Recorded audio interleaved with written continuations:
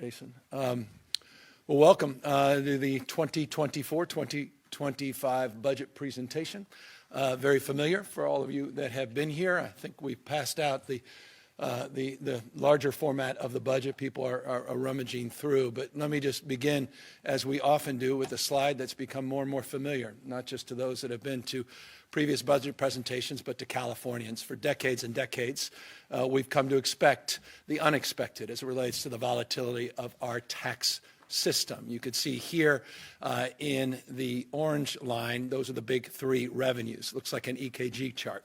Goes up during the good times, goes down very badly in the bad times. You can see some of those spikes, which I'll represent in a capital gains chart next, that reflect, I think, the larger narrative of today's presentation. And that is a story of correction, a story of normalization after a period of tremendous amount of distortion. And that distortion has been represented in the revenue collection in this state. Take a look at this chart. The 10.4%, that's 2000, the year 2000. We've had some spikes in the past in revenue. 10.4% is a percentage of our income tax collection, capital gains. You can see the 11.6%, an historically high number that was represented in 2021.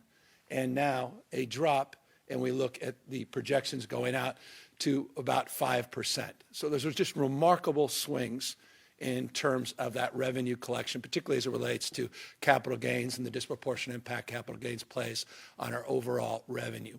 That said, the 5%, you may recall this time last year, I mentioned that the average this time last year of capital gains, looking back, was about 5.18%. So we're getting back again, story of correction, a story of normalization. We're back at about 5%.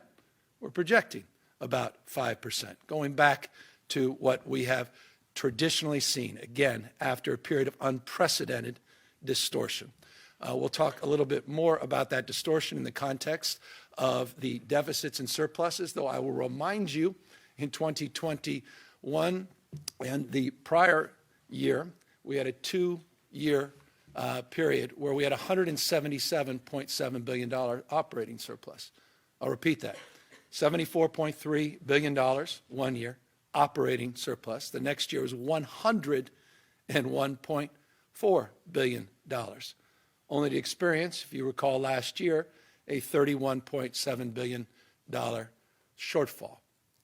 So again, normalization, correction after a period of distortions, getting back to what we have seen in the past. Let's jump right in. The budget this year, $291.5 billion budget, the budget that we are sending to the legislature, again, begins a process, doesn't end the process. It's a process of engagement, two-way conversation with the legislature.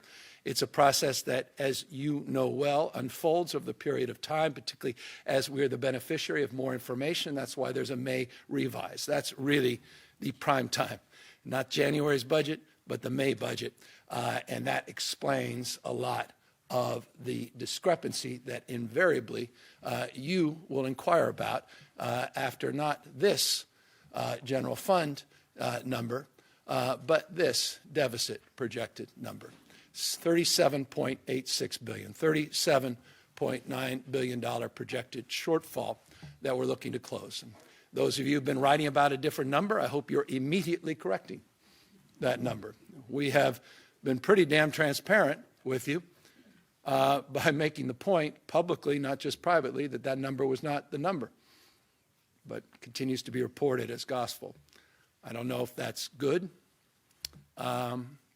I don't know that you think it's bad, but a lot of folks are probably wondering why that wasn't the number. And I told them the number is representing what we'll be presenting in January. 37.86, 31.7 billion last year, 101.4 billion surplus the year prior, 74.3 the year prior to that.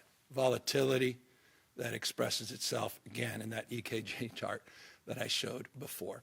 So let's talk, and as I tend to do particularly when we have shortfalls, about the promises that we keep, the values we promote, the agenda that we hold dear. You can see a list of issues here that I think are top of mind for the vast majority of Californians, regardless of your walk of life, your ideological agenda. Homelessness, the issues around mental health, which I think is a unifying issue that we all share, the issues around a safer community, issues around crime and violence, education more broadly defined, and our efforts to really orient a new narrative around career education, which we'll talk a lot more about in the next few months, our climate commitment, which is second to none. We have no peers in that space, and our continued economic dominance, despite a lot of naysayers. But let's jump right into the homeless crisis and all the way to describe it. We're maintaining our multi-year commitments, $15.3 billion. So I just want to level set with you right off the bat, and that's things you know well, and the encampment cleanup grants and homeless efforts that are being addressed significantly through novel programs like Home Key and our ongoing commitments that we've made in the past to our local partners as it relates to COCs, the counties, and the cities. As it relates to ongoing commitment of an additional $1 billion through the HAP program, not dissimilar to where we were this time last year. We want to work on the accountability side of this, and we want to work with the legislature, and we will try to land in May on right-sizing that commitment. But no cuts, mid-year cuts, no fiscal, no cuts to those multi-year commitments that you know well. As it relates to mental health, same will hold here. That same $4.7 billion unprecedented investments in our youth. These are the wellness centers and wellness coaches that are going back in our public education system. No state in American history has invested this kind of money, 0 to 26, on early on focusing on early prevention, treating, as we say, brain health early before we punish it later, a focus, a commitment, a resolve on children's mental health, as well as building out our infrastructure, including the infrastructure that we're building out with our pilot 8 counties, 58 will be all in at the end of this calendar year on Care Court, and the opportunity that presents itself with the Mental Health Services Act. 11,150 treatment beds, just shy of 27,000 treatment slots are part of that initiative. Unprecedented opportunity in a matter of weeks that the people of the state of California will determine. That will have a profound impact on significantly accelerating our efforts on housing, homelessness, and behavioral health. As it relates to the issue of keeping this state safe, we're not new to this. We're not waking up to the issues. A number of years ago, you may recall the work we did with our Department of Justice, with our partners at the local level, our federal partners, not just our state partners and local partners. You'll see here just the efforts on organized retail theft. I'll talk a little bit more about that in a moment, break that down. The work we're doing on interdiction as it relates to enforcement. That's just the enforcement side of our efforts around opioids and fentanyl and issues related to the growing concerns around xylazine, tranq, as it's referred to on the streets. Our community policing efforts, our nonprofit security grants, and by the way, that's $140 million if you go back 5 years, but for the purpose of this slide, $90 million over the 4. Officer wellness, we're investing tens of millions of dollars into addressing the wellness and the well-being of those men and women in uniform. I'll remind people, if they haven't heard it before, I'll let you know that we have been investing in recruiting 1,000 new CHP officers. I think we had another academy class last Friday.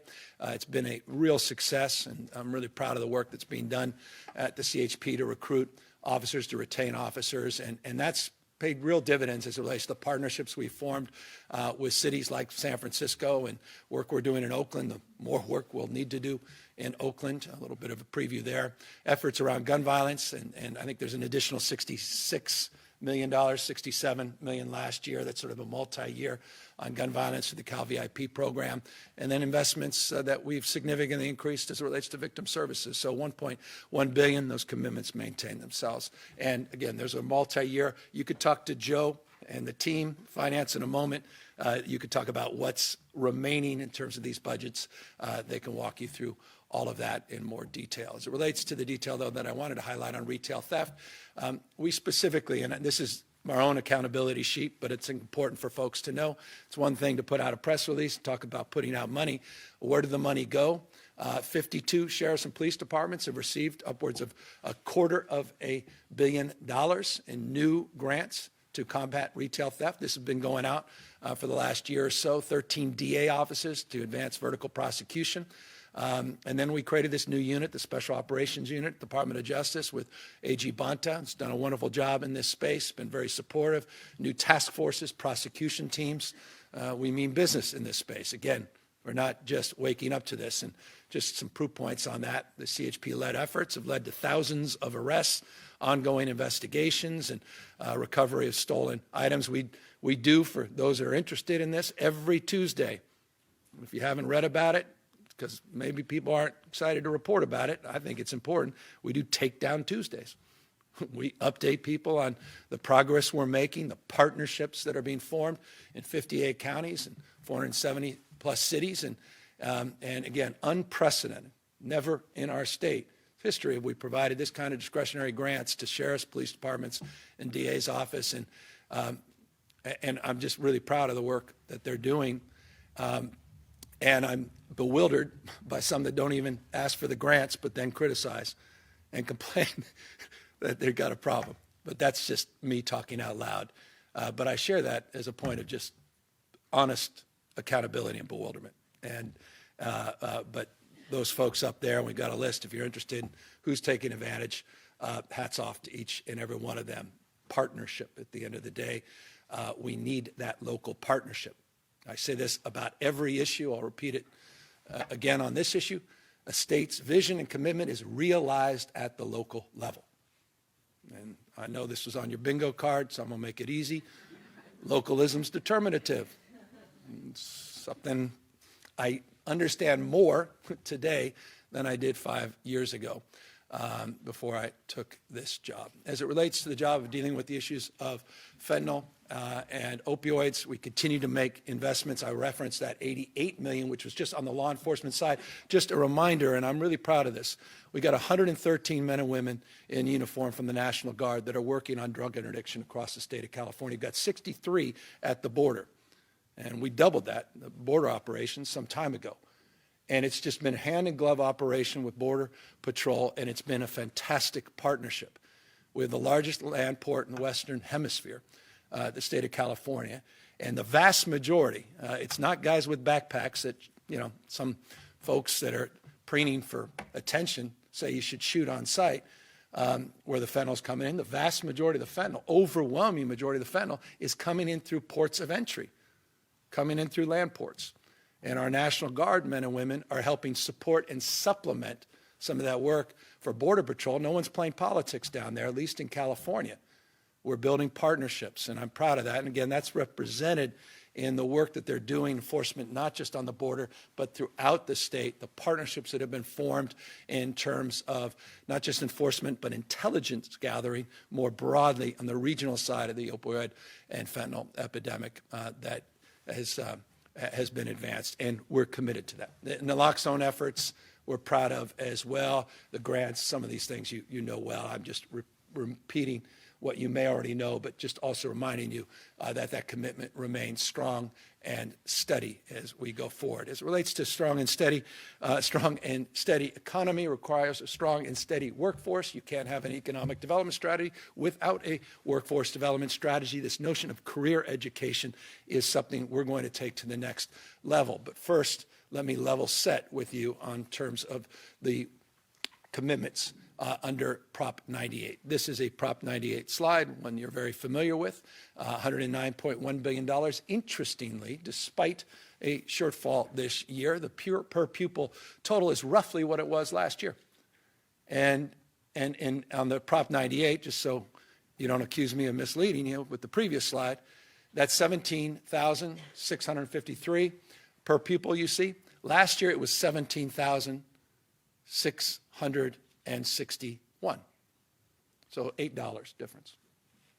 Not profound, which is just interesting on a lot of levels. We can get a Q&A, and Joe can regale you with the history of Prop 98 and the nuances and details, and talk to you about why that's the case. It's pretty common sense why it is on the basis of population and the like, but enrollment, that is. But that's the per pupil on education. As it relates to the commitments we've made in the past, you're familiar with some of these things. We're maintaining these multi-year commitments as it relates to addressing that mitigation, or at least advancing the mitigation as it relates to addressing the issues of learning loss and advancing our efforts around learning recovery. Again, that children's youth behavioral health, I continue to highlight it because, again, my wife's here. It's a point of pride, and I couldn't be more proud of the legislature for their support of those efforts, including, by the way, community schools. That's a long-term commitment. It's something I promoted years ago, and we did it in a small way. In hindsight, it was a few $100 million that first year, and billions. Were committed to advancing that. It's all part of this larger education reform, transforming TK to 16. Remember, we've created a brand new grade, TK for all. I don't know that there are many states that are transforming their educational system in terms of investments like we are, including our education workforce, our educator workforce, the special education reforms. And you think I'm overstating that? Let me give you some highlights. Before and after school was a promotion. It was a promise. It was discussed. People are identified with that issue. No one's advanced it like we were able to advance the last few years, working with the legislature before and after school, reimagining the school day, extending the school year, looking at TK. As I said, the universal meal efforts are continuing, ongoing. Arts and music, of course, Prop 28 will advance that. And then we're committed, working with the Black Caucus. It was a priority. Don't touch the equity multiplier. We did not. As it relates to the work we're trying to do to close some of those gaps, and that $300 million is included from last year's budget where we had a shortfall. We committed to it, and we're advancing it again here today. As it relates to commitments that also need to be advanced, it's the compact with the UCs and CSUs to stabilize their multi-year outlook, to allow them to make investments without a short-term mindset. We're proud of that. I don't know that, as a former, current, but former active participant as a member of the UC Regents, former lieutenant governor, it was frustrating to be able to plan year to year, not knowing what was going to happen in a presentation like this. So here's long-winded point. We are, yes, deferring, but not delaying, and there's a distinction in the law on this that will allow UC and CSU, just for 1 year, to be able to borrow against that commitment. So that commitment will remain, even though we'll score it for budgetary benefit. And so I highlight it, and I make this point to just reinforce that the UC and CSU are in a position to advance those dollars. We'll just do it in a way where they'll get reimbursed for it next year. As it relates to issues of affordability, more broadly defined, maintain many of the commitments. You see them here. Modest adjustments as it relates to middle-class scholarships. We'll continue with the baseline funding that we have advanced in the past, but we'll take a little bit of an augmentation moving forward. And Joe and the team can discuss that when they come up, as well as student housing. We're keeping that baseline commitment, and we're pulling back a little bit as it relates to the efforts to balance this year. Again, we could talk more about that in a moment. As it relates to that career education, just want to reinforce that commitment and resolve and preview. We're in the process now of advancing a master plan. I know perhaps it's overused, the master plan frame, but I don't want to understate the consequential nature of this new master plan. We're working on career education, looking at new pathways, these passports and these skills maps and skills transcripts. You may have heard me in 2019 when I was here for 2+ hours, boring the hell out of each and every one of you, talking about the Singapore model and all of these other strategies. We're just rolling all of this up into this new master plan. They're going to have to, there'll be a transfer of power here, but I'm going to make sure this gets done before they pry that oath. Well, I don't know what the phrase is, but anyway, we're going to get this done, and excited Ben and the team are working hard on this. So I just wanted to highlight the career education. As it relates to keeping commitments on climate are substantially there. Full transparency, substantially there. But the biggest news I think, is the work that the Biden administration has done. It's just extraordinary. I mean, a few years ago, could have never imagined $10+ billion just coming to the state in new climate commitments, and that's helped supplement some of the modest cuts we're making in this space. So overall now it's a $58 billion+ commitment. It was 54 before, a little more modest now as it relates to some of the balancing. I'll get to the details, a little more details of that in just a moment. But one thing that we are focused on and are very detailed in our oversight is holding big oil accountable. The climate crisis, after all, is a fossil fuel crisis, period, full stop. It's not even complex. They've been lying to us for decades. And that's not even particularly, well, that's pretty transparent. That's pretty obvious. But accountability has been lacking, and California will continue to do its job to lead by example. As we are in streamlining our clean energy stuff, you could talk a big game about low carbon green growth future and changing the way you produce and consume energy, but unless you get these large scale projects up and operationalized in real time, then you're misleading folks. And that's why these streamlining rules that we worked so hard with the legislature the last 2 years become so important. We're going to continue to advance that cause, and I want to just thank the new speaker, who's a particular advocate and champion of a lot of those efforts, and his commitment to continue down that path. Continuing down a path, I want to applaud previous governors for their international leadership on climate, but just highlight just some of the work we've been doing. China was significant. Japan, though, Australia, New Zealand, and Netherlands. A lot of new memorandums of understanding were signed. A lot of good work has been done in this space. I got the next level climate team, and Wade and Lauren and the rest, and they've just done a magnificent job working to develop these partnerships at a subnational level. There's simply no other state in the world that is able to develop the kind of relationships with national governments as the state of California. So I highlight this because it's a point of pride as a Californian. And it's a point of pride as a guy who's very mindful that we had the hottest year recorded on planet Earth last year, and one of the hottest Decembers in California, one of the hottest Decembers we've ever recorded. And this is serious stuff. So we maintain our commitments, Climate Corps. I always highlight Klamath Dams just because when in doubt, highlight something that should excite people. The three of you that know about it. It's the largest dam removal in U.S. history, the largest river restoration project in U.S. history. I think that's pretty exciting. And it's happening in your state, and it's happening in real time. And we all worked our tails off to get this done, and it's moving, as well as the good work that's being done on Salton Sea in partnership now with the Biden administration. It's been a missing piece. The federal government, their commitment remains, and actually there's some new money in this space for the Salton Sea and our 30 by 30, just because the team would be upset if I didn't focus on biodiversity and land acquisitions. Those commitments are just that, commitments. Water, we're also committed to continuing to do what we can. We've got that ongoing fund for safe, reliable, and affordable drinking water. We're consolidating more and more of these smaller wells. We have a lot more work to do in this space, but we're committed in this space. That's why I'm highlighting it.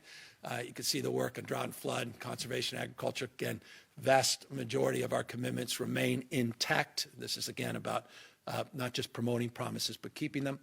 Sites, this above ground, off-stream water storage project. It was the first beneficiary of the new streamlining legislation. I highlight it because it's important for us to capture during these wet years. Not dissimilar to the importance of reforming Proposition 2 to capture more, not water in this case, but resources during the good years in our rainy day reserve. It's interesting, it's called Rainy Day Reserve. Delta Conveyance also is foundationally about that as well.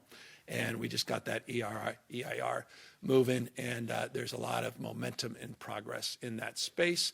2.7, it's a familiar number. We're not cutting it. as relates to our commitment on vegetation management, forest management, community hardening, all that work. Some good news, we had some delays, some issues, but not denials as it relates to the 7 C-130s. We got them. They're here. Biden administration,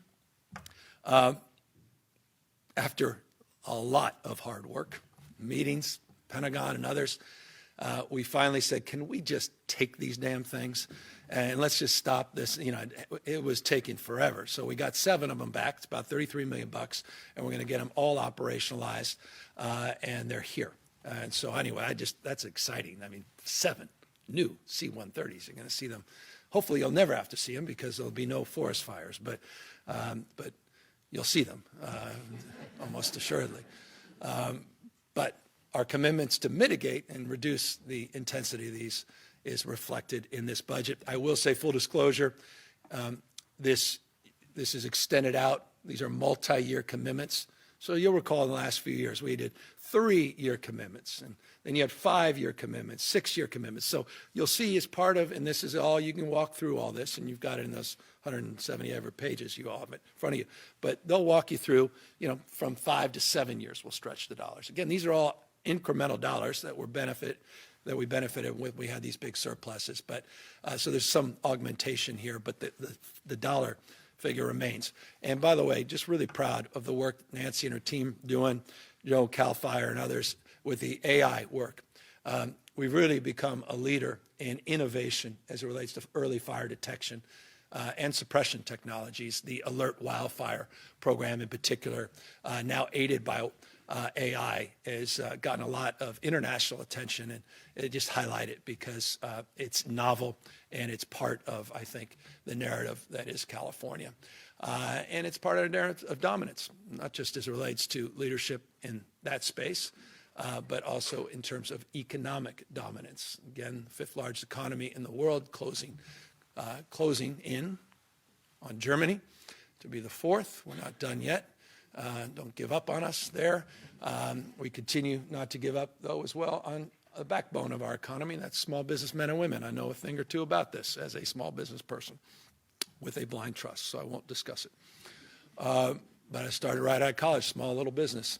One part-time employee, Pat Kelly, grew that to about 23 businesses a peak, about 1,000 employees. I say that, as I often do, not to impress anyone, but to impress upon you my passion for entrepreneurialism, for free enterprise, small business.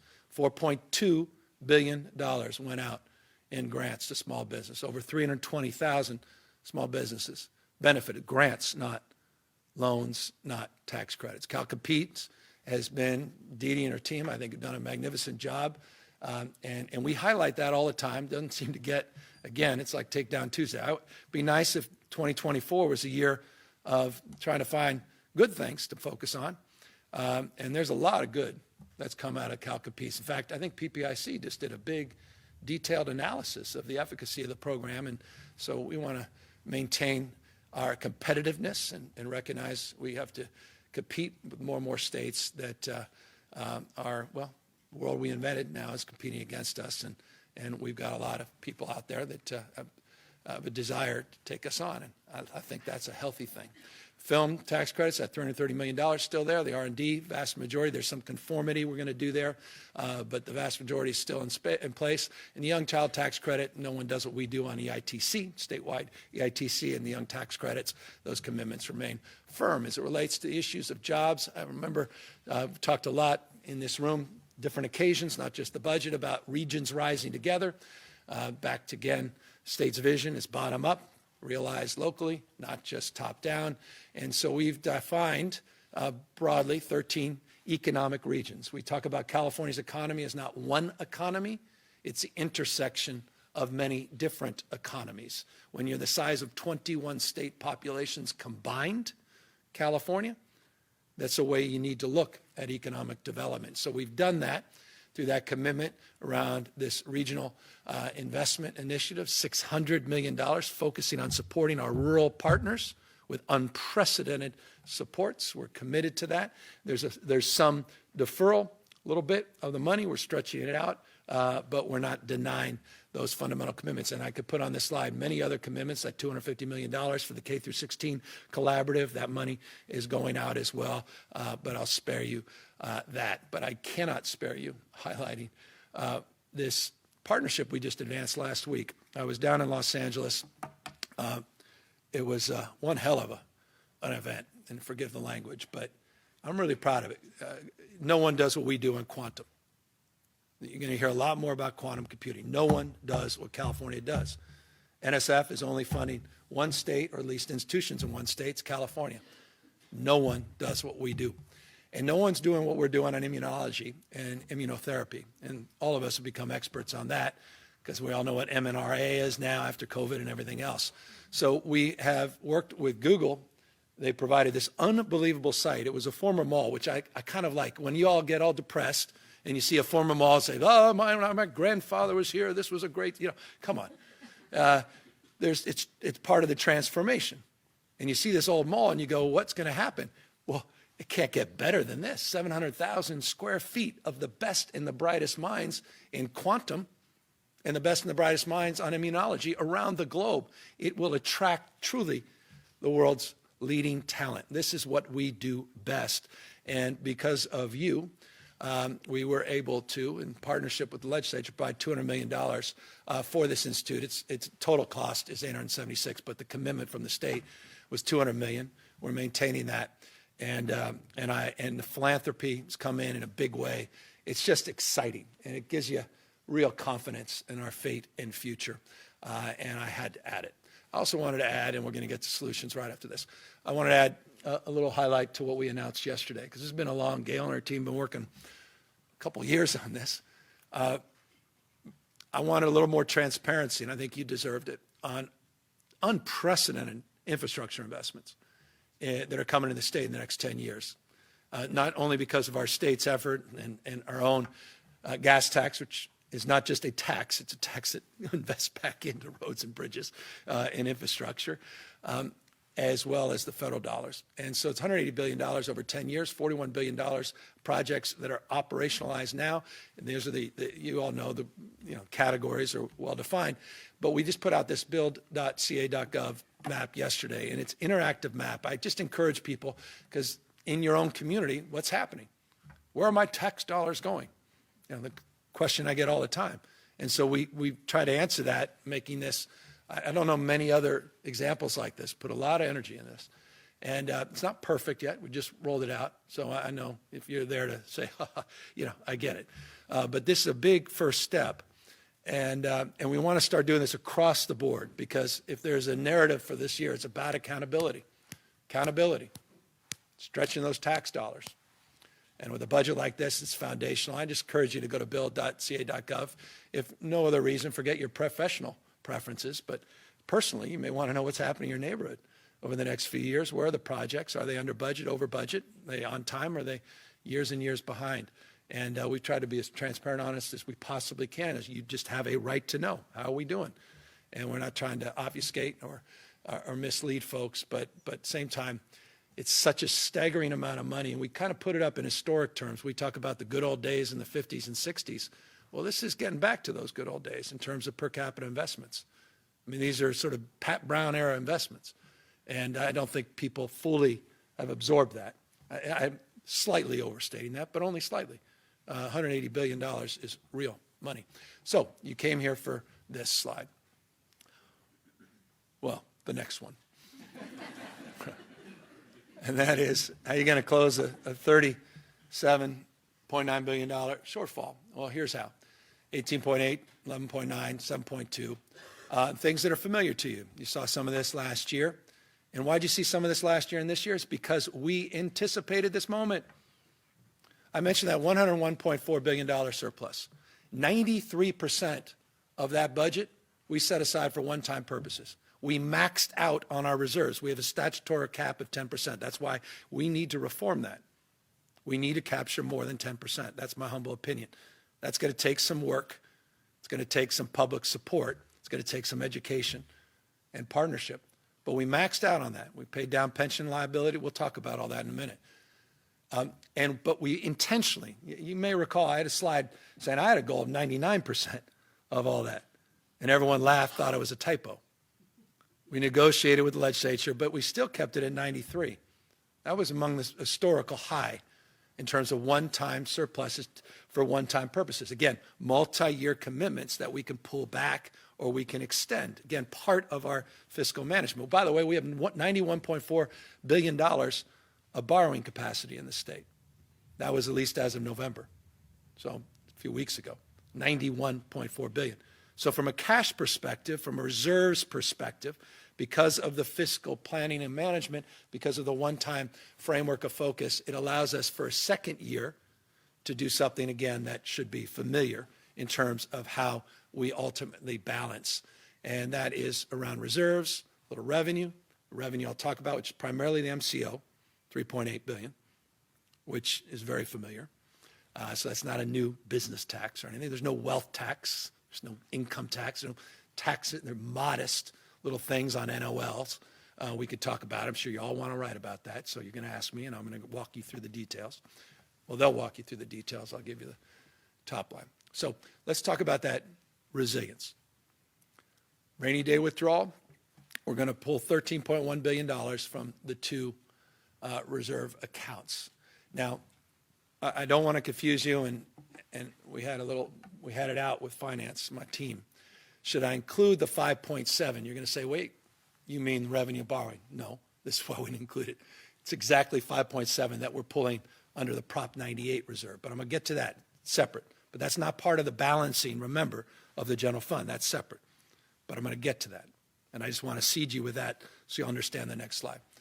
So we're pulling $18.8 billion, 13.1, and then the revenue and borrowing, special fund 1.4, 3.8 on the MCO. We'll talk about the rest, but that gives you roughly what we're doing here. But here's the good news. It still allows us to maintain $18.4 billion in reserves. This, by the way, also includes the school rainy day fund, of which we're pulling 5.7 this year, but it appears here for the purposes of understanding the reserves, the overall reserves that we have. By the way, you'll see a new reserve because we added to our own shortfall in terms of our need to balance an additional $3.4 billion in this SFEU account, which is basically a checking account.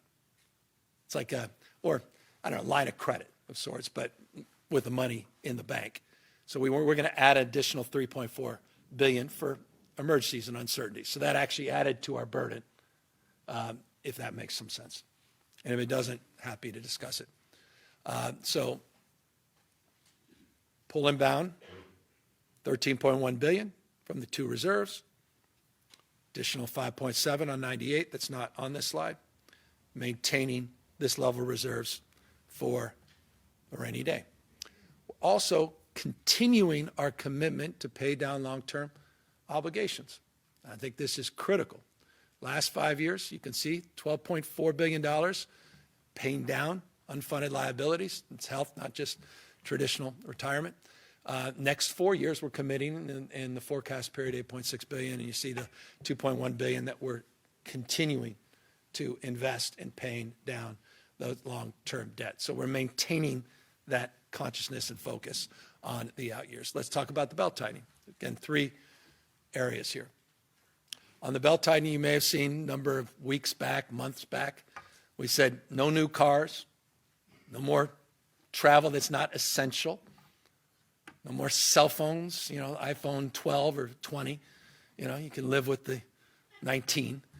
What is it now, 15? So it's no. Sadly, well, you guys may even get the memo.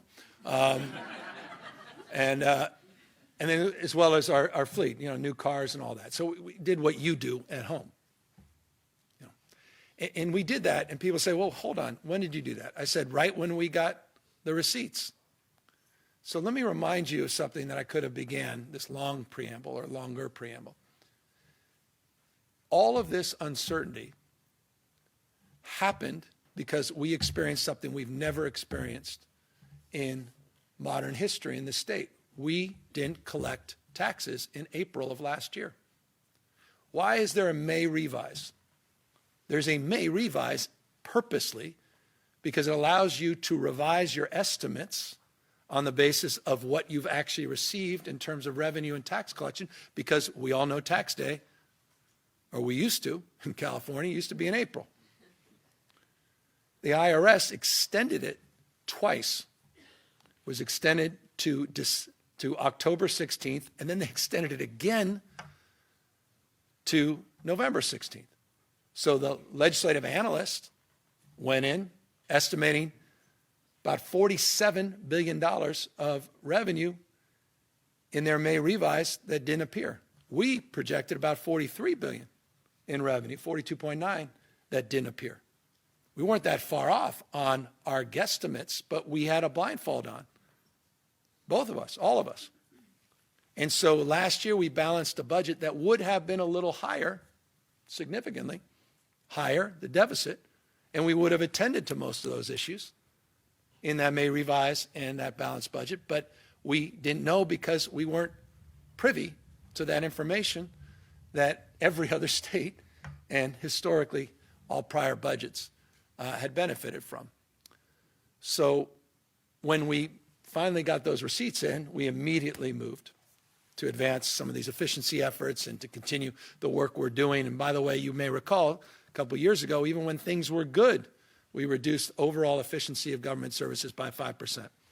And it's annualizing hundreds of millions of dollars. I think it was $239 million the first year.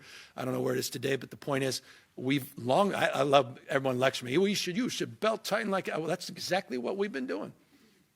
And so we extended even more efforts in November and December. So that is top line on that. Here's a little bit more of what you came to understand. We've got fund shifts, $3.4 billion. Again, I'm going to let Joe and the team get through all these details, but it is $3.4 billion. The climate, maintain 89% of the overall commitment, roughly 90%, but there is some reductions, particularly because we got all that federal dollars, all those new monies. We got infill infrastructure housing. Remember, $40 billion since 2019 in housing. $40 billion, unprecedented. California's never invested in housing. We're going to make some adjustments on some of these planning regional grants, infill infrastructure grants.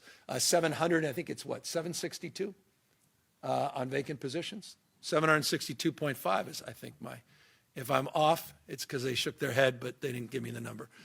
But I think it's 762.5 million just on vacant position savings. School facilities program still has $1 billion, but we're going to pull some money back. And we also have a school bond that will be out as well. So that's part of the belt tightening in terms of that balance. Now on delays and deferrals, that's the third category. These are, again, just delays and deferrals. Transit, it's the capital, still have $1 billion. The facilities grant program, you see I talked about, so you already know about that. Some of these clinic grants, again, the team will get into the details on some of these things, but just delayed a little bit. Not denied, just delayed. Again, most of this came from abundance beyond our wildest expectation, and we're just going to push it out a little bit in order to get where we need to go. So again, there's your list, and this adds up to the number. It allows us to put $3.4 billion of money into that line of credit, that checking account as well, and continue to make investments in our long-term unfunded liabilities. So that is this year's presentation. It goes without saying that I hope we all have considered a lot of the reporting on this, a lot of the punditries didn't wait. I think my mom told me, seek first to understand before you're understood. As opposed to ready, fire, aim. It's ready, aim, fire. I could keep going. And I hope it's reflected in a deeper understanding of where we are. Now, you're going to ask me a question, and I'll just close on this. I'm going to do my best, a lot of numbers.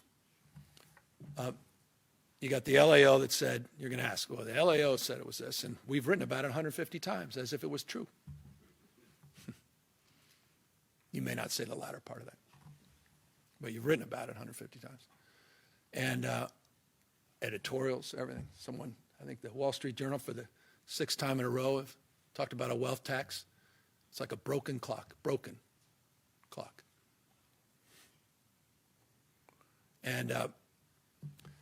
And so you got that roughly 68, a little shy of that. The difference is in 3 categories. One, we increased it by 3.4. And then we have 3 categories of different numbers.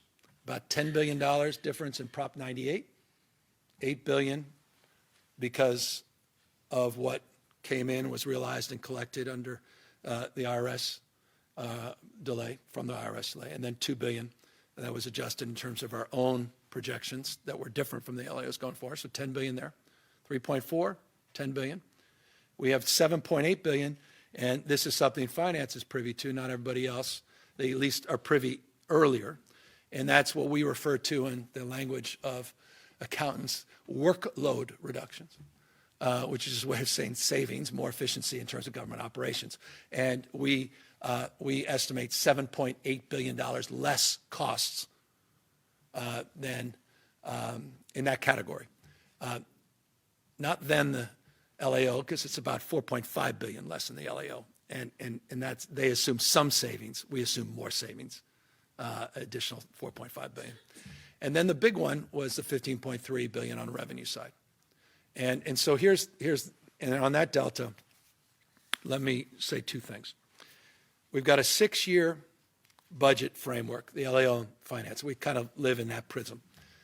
This is remarkable. Between the LAO and finance, we're off over a 6-year period by just $2.5 billion, which is extraordinary.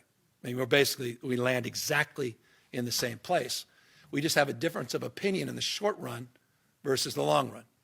They are, I don't mean this, and again, everybody, we're all in this together. They're partners, and I value their work. We just are a little less pessimistic than they are about the next year. And, you know, I don't live in a bubble. I live in reality. I've been out there, as you know, making a case for this economy. A lot of people are just making a case 24/7 there, and they're trying to drag this economy. I think you had an ex-president yesterday who said he was hoping for bad news in the stock market and the recession. I mean, I'm glad I respect the honesty.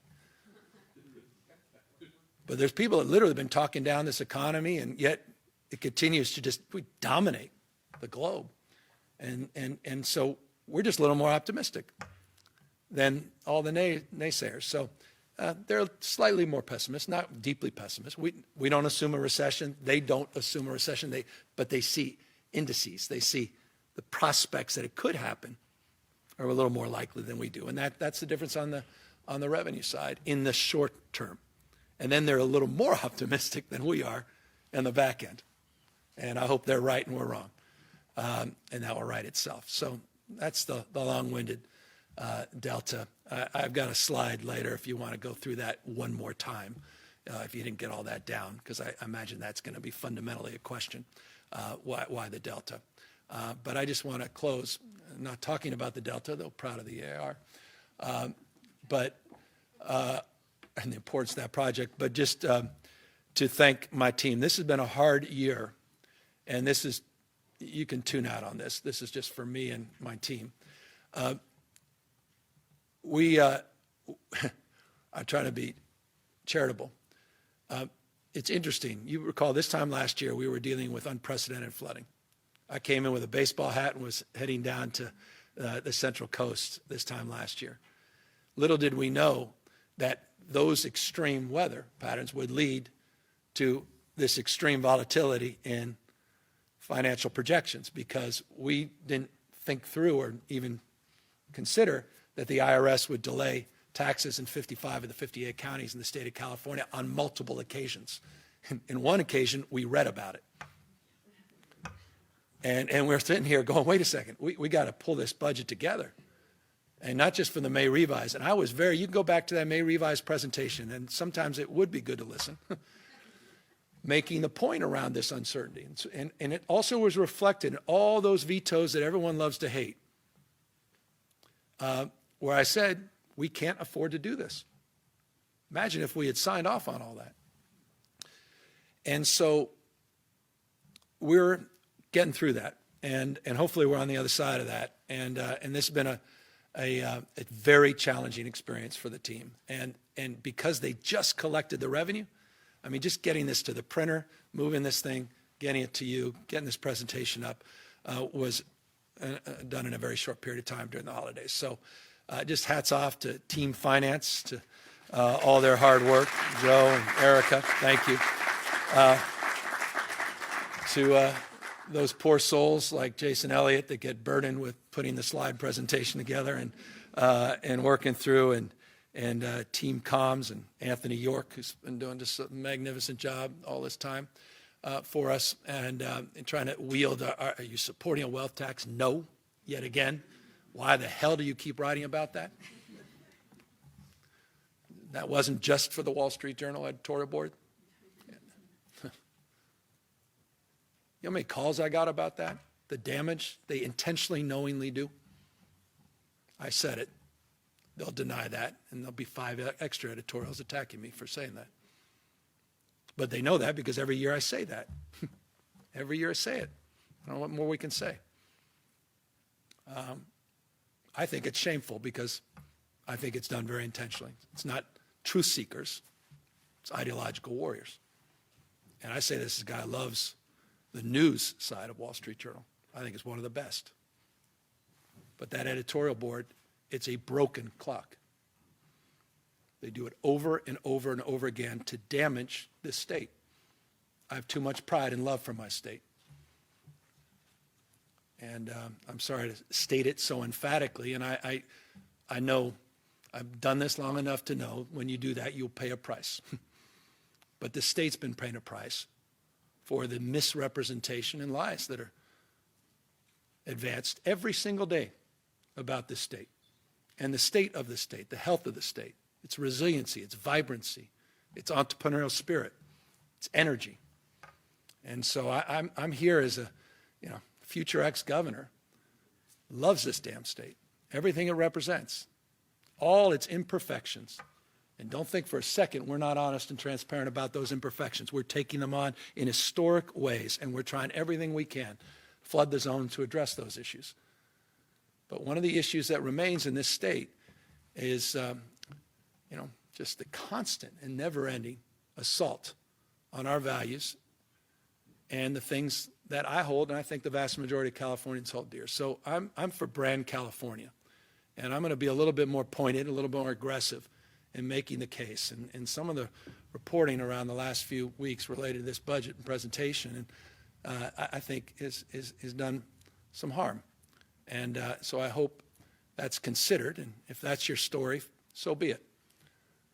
But I hope the story is one of resilience, and it's also a story that, again, in closing as I began, recognizes this is a story of correction and normalcy, and one that we, in some respects, anticipated, the acuity, perhaps not, and one we're certainly prepared to work through. So thank you all so much for your time and attention, and I think there are 1 or 2 people that may have some questions about this budget. Thank you.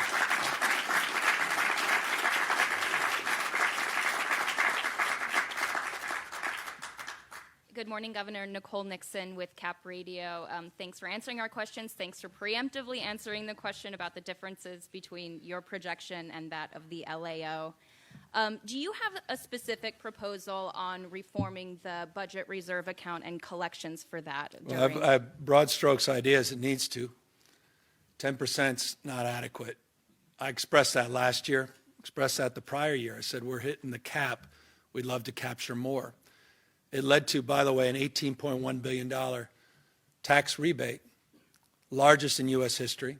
I don't read about that all the time, so I'll say it a second time. In fact, the last checks just went out. There were a few dangling checks that went out just last month, $18.1 billion. So we created the reserves, and to answer your question very specifically, the reserve construct was created after the GAN limit was advanced. And I just think we've got to modernize our thinking as it relates to that relationship, and we've got to reconcile the volatility of the capital gains, which I think only will become more and more volatile on the nature of the macroeconomics and it's really important to capture more going forward. So we've been in discussions last year with members of the legislature. They had more of a GAN focus, some of them. Ours was more just a clean Prop 2 reserve increase focus, and everyone has ideas in between. And a lot of folks wanted to stack it up with other things, and we all took a step back. I want to take a step back to the table on this and work together, but with some humility. Full transparency, we decided to do some survey work on this with the public. We got work to do. The public doesn't necessarily see that as, well, how's that going to advantage me? And so we just have work to do on this. And so specific proposal, no, but directional desire, absolutely. And then you framed this budget as a normalization after a couple of very big revenue years.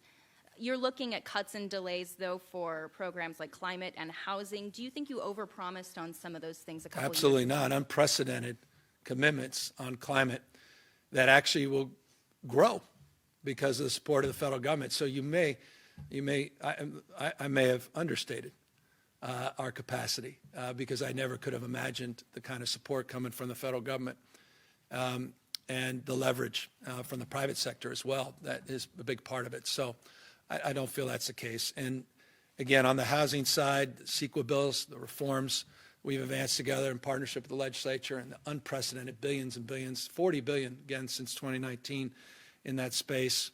That was a pace that broke all my expectations before I got here. Thank you. Good morning, Governor. Andrew Oxford from Bloomberg Industry Group. Regarding the minimum wage increase for healthcare workers, the summary describes a sort of trigger mechanism. I'm curious if it's your expectation that that trigger would push the implementation of that higher minimum wage out entirely from 2024. Well, we're working with the legislature. We made a commitment with legislative leaders, stakeholders. We made that crystal clear. You're referring to 525. And we continue to work to land that. And it's foundational as it relates to that trigger. And so you'll see that language very shortly.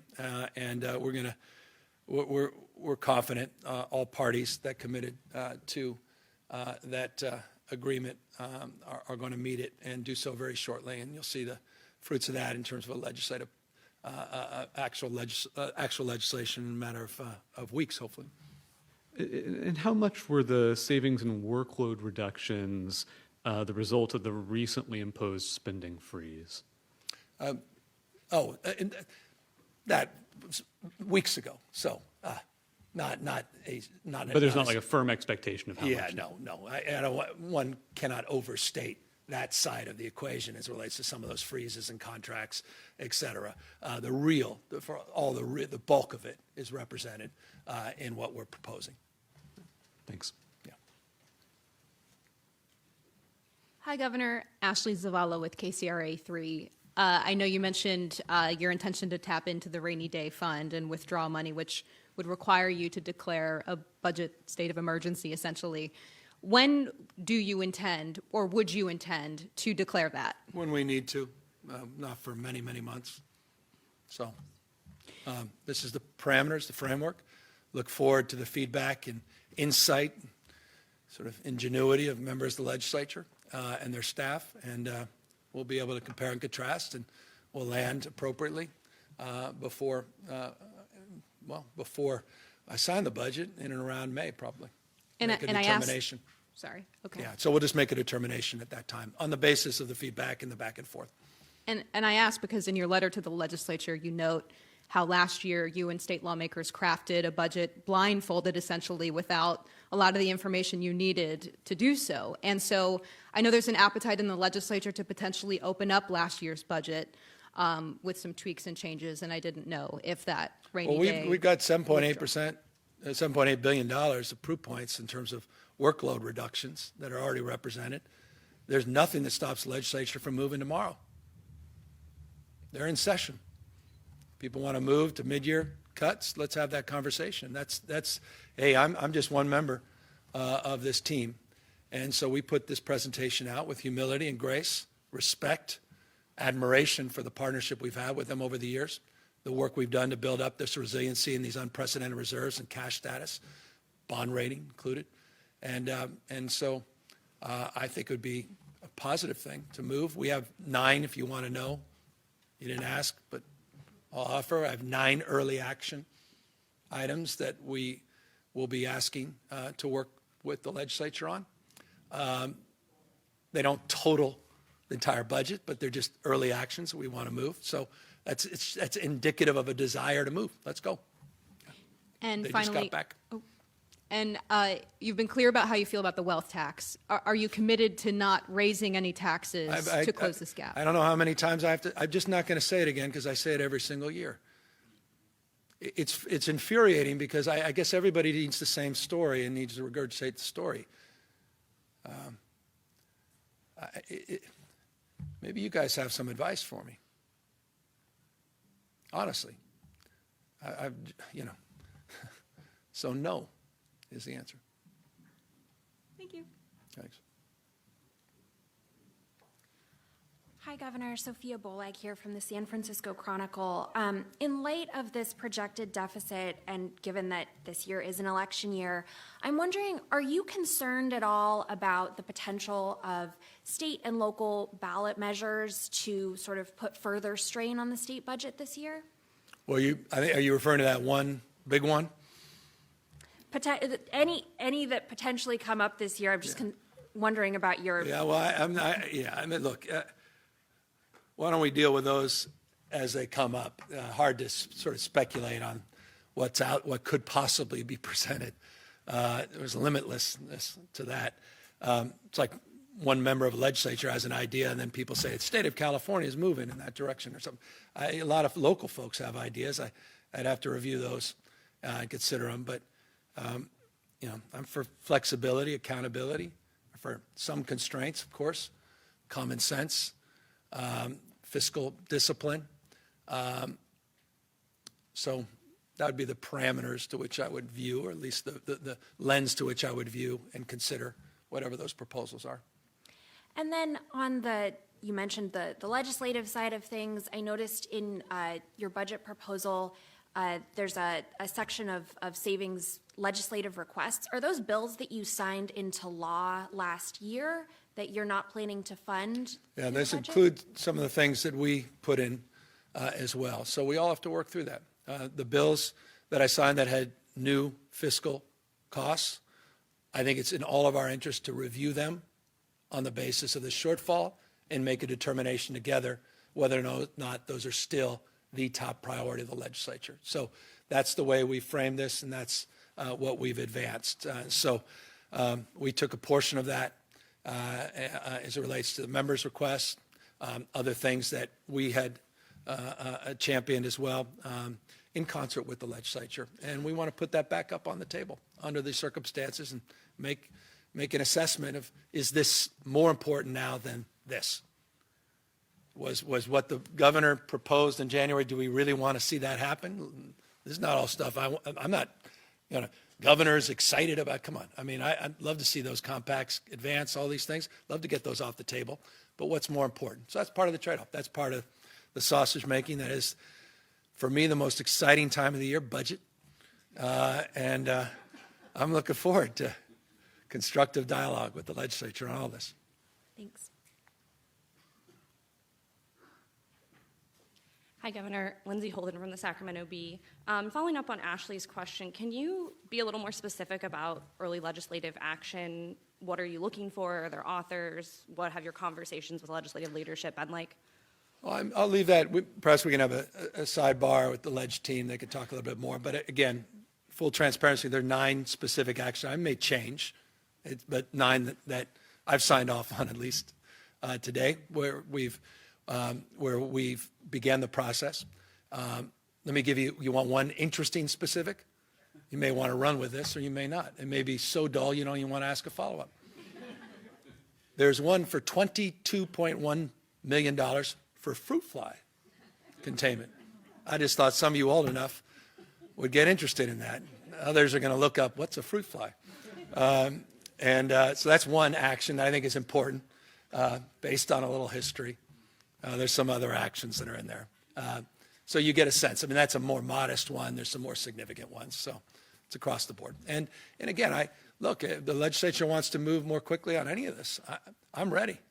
I'm ready. I mean, look, I've been ready. So this for me, we want to hit the ground running.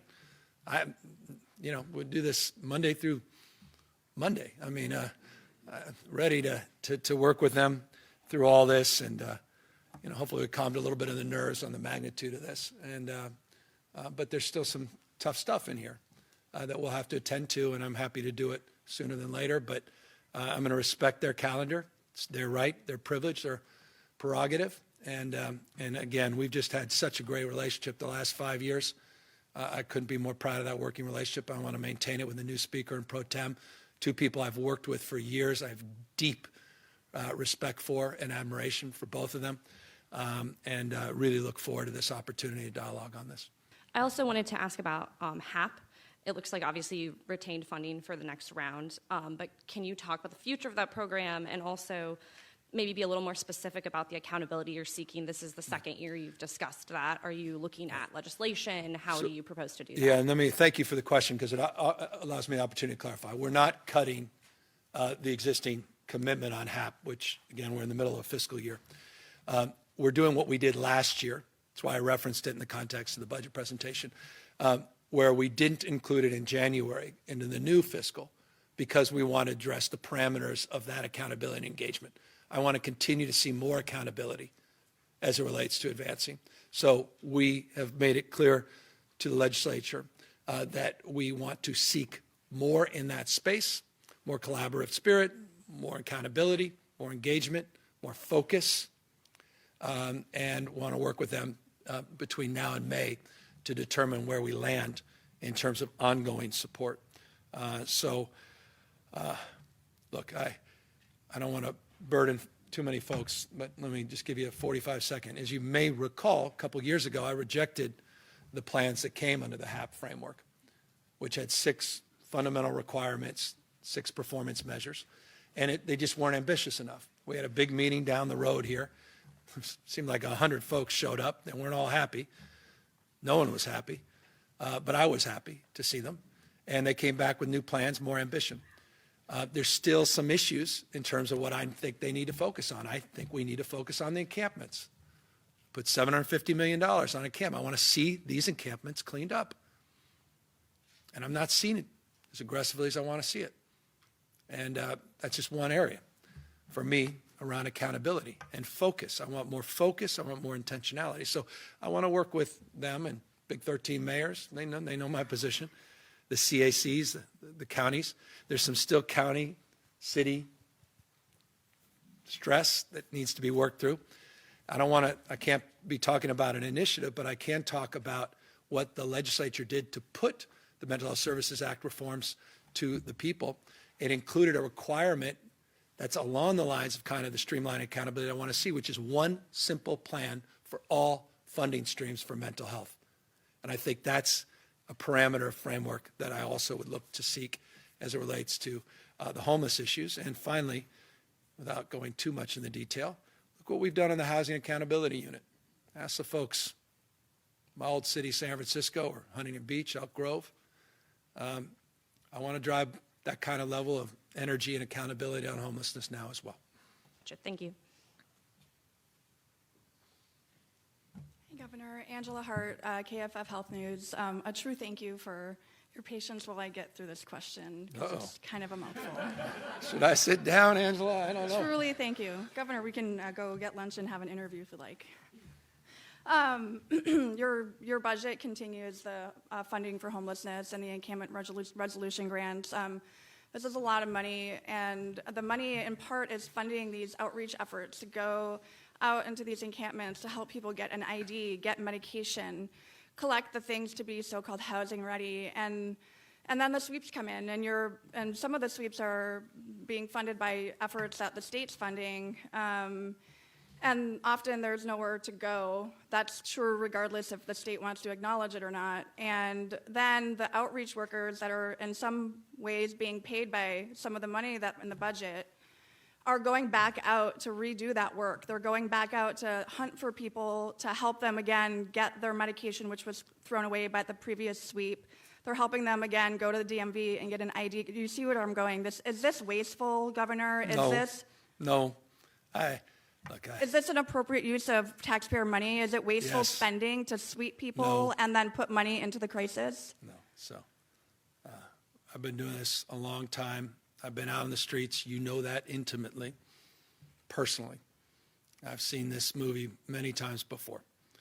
And I'm deeply mindful of the expression of concern that you've highlighted and the realities at times. But no, what we're doing is, I think, very thoughtful. The entire Encampment Resolution Grant program is about, the reason we call it Resolution Grant, is to address many of those concerns. Because the old paradigm, the old binary was just sweep everybody off the streets, no place to go, no consideration for the folks you're sweeping. This requires, the grant process requires, I don't know if you've seen these grants, requires consideration of the individuals and their well-being before we advance and initiate the resolution, the cleanup. So that's the state component.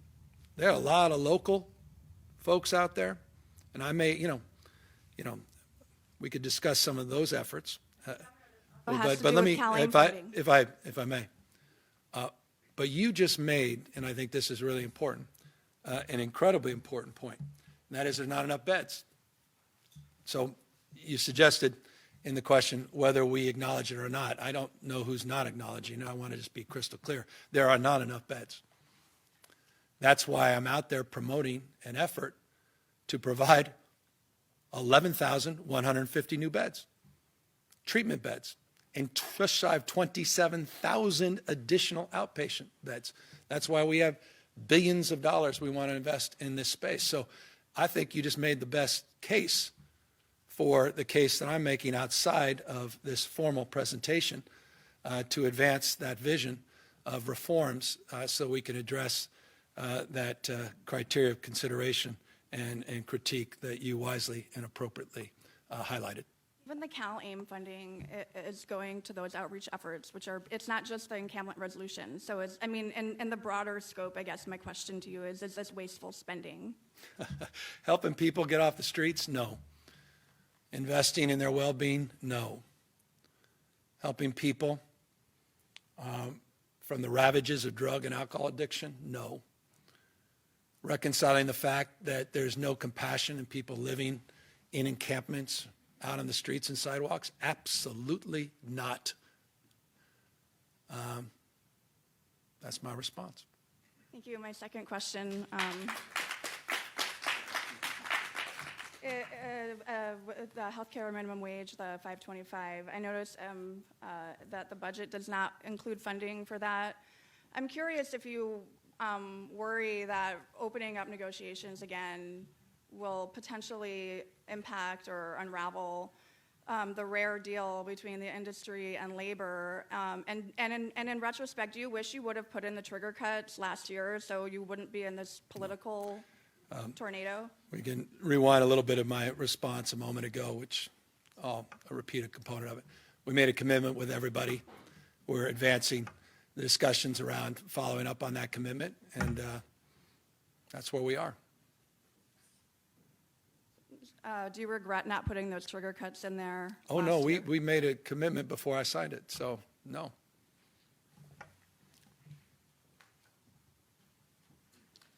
Marisa Lagos from KQED.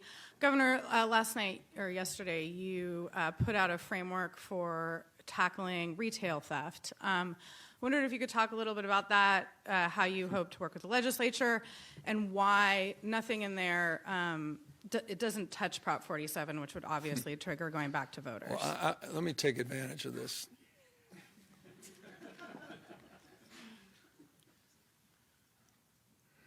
It's kind of like a wealth tax for me. I don't know if we could put up a slide here. There we are. This is just not something you all report all the time. Everybody talks about Prop 47. And they say, boy, we just got to change. They lowered the threshold. I see this 24/7 surround sound on all these news, including that same editorial board with that broken clock. And they're saying they lowered the threshold So that's the issue. And we say, well, that's interesting.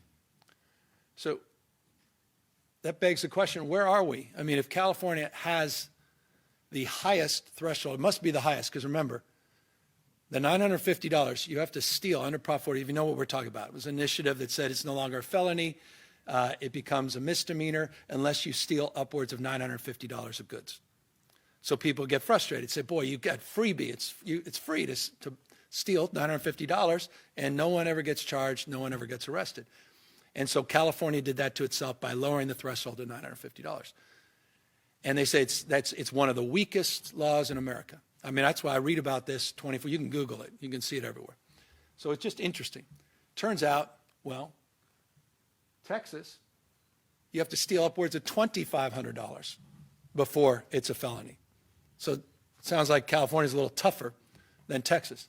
And then you say, well, are we below them? We're 2,200? No. Then you got this next state at 2,500. You got Colorado at 2,000. Connecticut, Pennsylvania. I could keep going. And so you're thinking, well, California's got to be right here, or here, or here. Wait a second. Based on all the rhetoric, the hearings, the outrage, everything gets repeated on the doom loop. Maine, Michigan, hold on. Where is it? Wait a second. How can this be? But you're saying, remember, the lower it is, the tougher it is. So here we are under 47. I don't know if you guys have a fast thing here. What? Oh, there's California. 10th toughest in the United States. So, and don't take my word for it. This thing's been PolitiFact and everything else. And there's one group says it's 11th or something, but it's within the margin. So it's not that. But it seems like we've just sort of created this narrative. And I have to repeat this all the time because the vast majority of people just go, that can't be true. Because I read about it being differently. So everyone I know is rushing to reform Prop 47 to raise the threshold. Okay, that's not the fundamental issue. The issue is the other issues that are not 47 related. And thank you for the question, are the things that we advanced yesterday and working with the legislature on. And that is the nature of retail theft has changed. It's not just the onesie twosies. Yes, that's an issue. I don't deny that. That's why we put hundreds of millions of dollars up. But it's also become deeply organized. And that's what we need to go after. And that's a whole different thing. They blow through. The organized folks blow through the 2,500. I mean, and that's where we need to capture new laws and a new framework. And also that's the issue of auto burglary, which went up according to the FBI, 24% nationwide. We're up at about 4% based upon the preliminary data that came in. So we're doing a little bit better, but we're not satisfied. Some cities are doing a lot worse. So we've got to deal with the auto theft side of it as well. So organized retail, auto theft, and then clarify some of the jurisdiction things. Some people say, well, I can't do anything unless I see the person being arrested directly, which is not the case, but we need to clarify that. And so there's some also clarification language that we want to include in the package. But I said this years ago when someone said, you got to reform 47. I said, I'm open argument, interested in evidence. I'm not an ideologue on this. And remember, I'm the only guy can say that. I'm the only one that has reformed Prop 47. I did a ballot initiative as it relates to the gun threshold and made that threshold a felony under $1,000 for possession of a legal gun. So I've reformed it. Only one credibility on this, on that basis at least. And believe that we need to do more and put hundreds of millions of dollars up. A lot of these same people criticizing us voted against those new dollars being invested, which is some I'd love to see from an accountability chart one of these days. Or again, are not even asking for the grants to help with the prosecution and are just using this as an excuse, but I'm not sure they're even aware of these facts. So forgive me for being long-winded or even showing 28 slides just to get to the red line there. But I think it's important to level set with people. And that's, again, not to say everything about 47's hunky-dory and perfect. And we want to help fix some of the ambiguities there, but we can do it without reforming or going back to the voters, 47 itself, and that's what we proposed yesterday. Quickly before I step down, education funding is staying pretty flat. A lot of districts, though, are facing declining enrollment and other sort of structural challenges. I wonder if you can just talk a little bit about how you see this budget, impacting students on the ground around the state. Well, there's no doubt. I mean, the macroeconomics will impact Prop 98, so there's no question about it. On a per pupil under the Prop 98 threshold, it's $8 difference, but overall it's still a significant shift, and I'm mindful of that. And so there's a lot of pressure. There was pressure even a year and a half ago on some districts, which is remarkable, with unprecedented abundance of funding in our state's history. And you may have seen, just for the purposes of going back to the education slide, there was a slide, and I don't know, maybe you guys could pull it up, the second education slide after the bars. But you could look where we were a decade ago, and we've significantly increased, and the pressures, again, were still there on these districts. So it begs the question of the model itself and just some fundamental reforms. You see 12 years ago it was 8,700 versus 17,000. Just puts it in perspective, this significant increase. So yes, I'm deeply mindful of that, and deeply mindful of the stress and wage pressures, bargaining units, legitimate. I mean, we need to invest more in our teachers. I get it. And not just our teachers, our support staff, our classified employees, the bus drivers. And we're having a difficult time keeping and retaining them. That's why you saw some of the investments that we're making in this space, $3.5 billion just for educator workforce, keeping those dollars to support professional development of our teachers, and particularly for those higher need categories like special ed, which is so critical, and ESL, and underperforming school districts, and incentives and bonuses, all in this package that we continue to commit ourselves to. So it's the right question. It's very much top of mind, and only will be exacerbated by the last few budgets.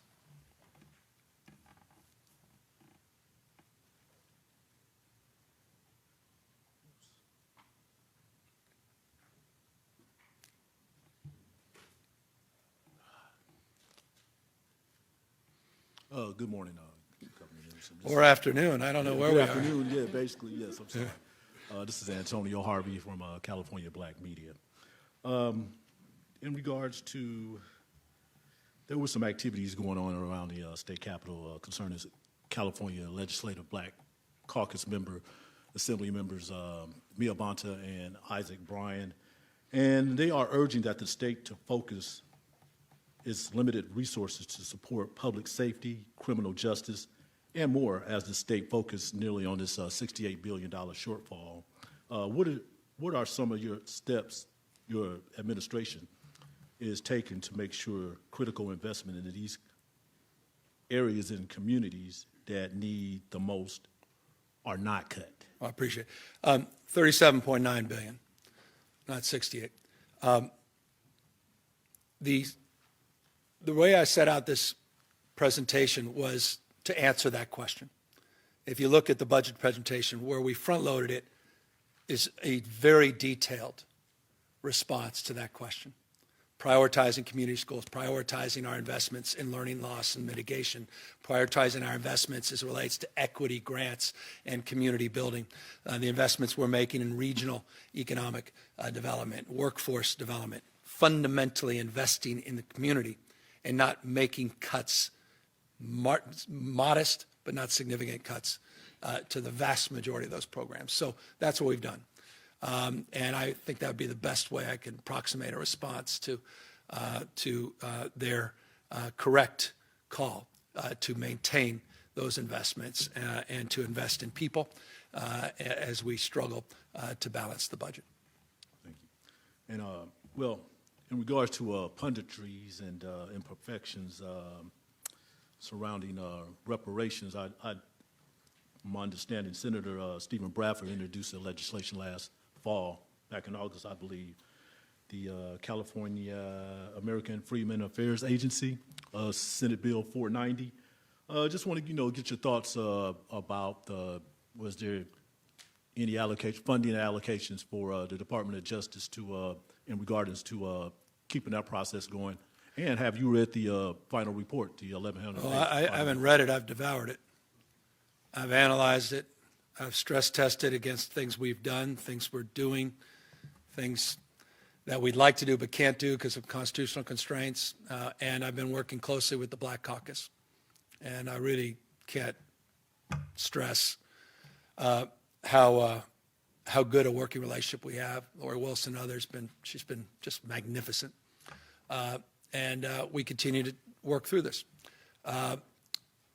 They asked me, Black Caucus, they had 3 top priorities in the budget. They said, please don't cut. We didn't touch any of them. I mentioned one of them on the equity multiplier, the Bunch Center, UCLA, being another one. So we are mindful of that report, and we are deeply mindful of what will come next in partnership with the caucus, and the work continues in that space. If I just might add right now, the state of New York they have put together a reparation task force, and they're hitting the ground running. So I would think that you're mindful of that too, correct? No, well, Kathy Hochul reached out to me on this and aware of what they're doing. They're just starting a process. We just ended the first phase of that process. We're now entering second phase of the process. And as I said, working collaboratively. I don't want to get over my skis on here because of the partnership we're forming with the Black Caucus in this space to take the next steps based upon the recommendations of the report. Thank you. Thank you. Good afternoon, Governor. Travis Gilmore with the Epoch Times.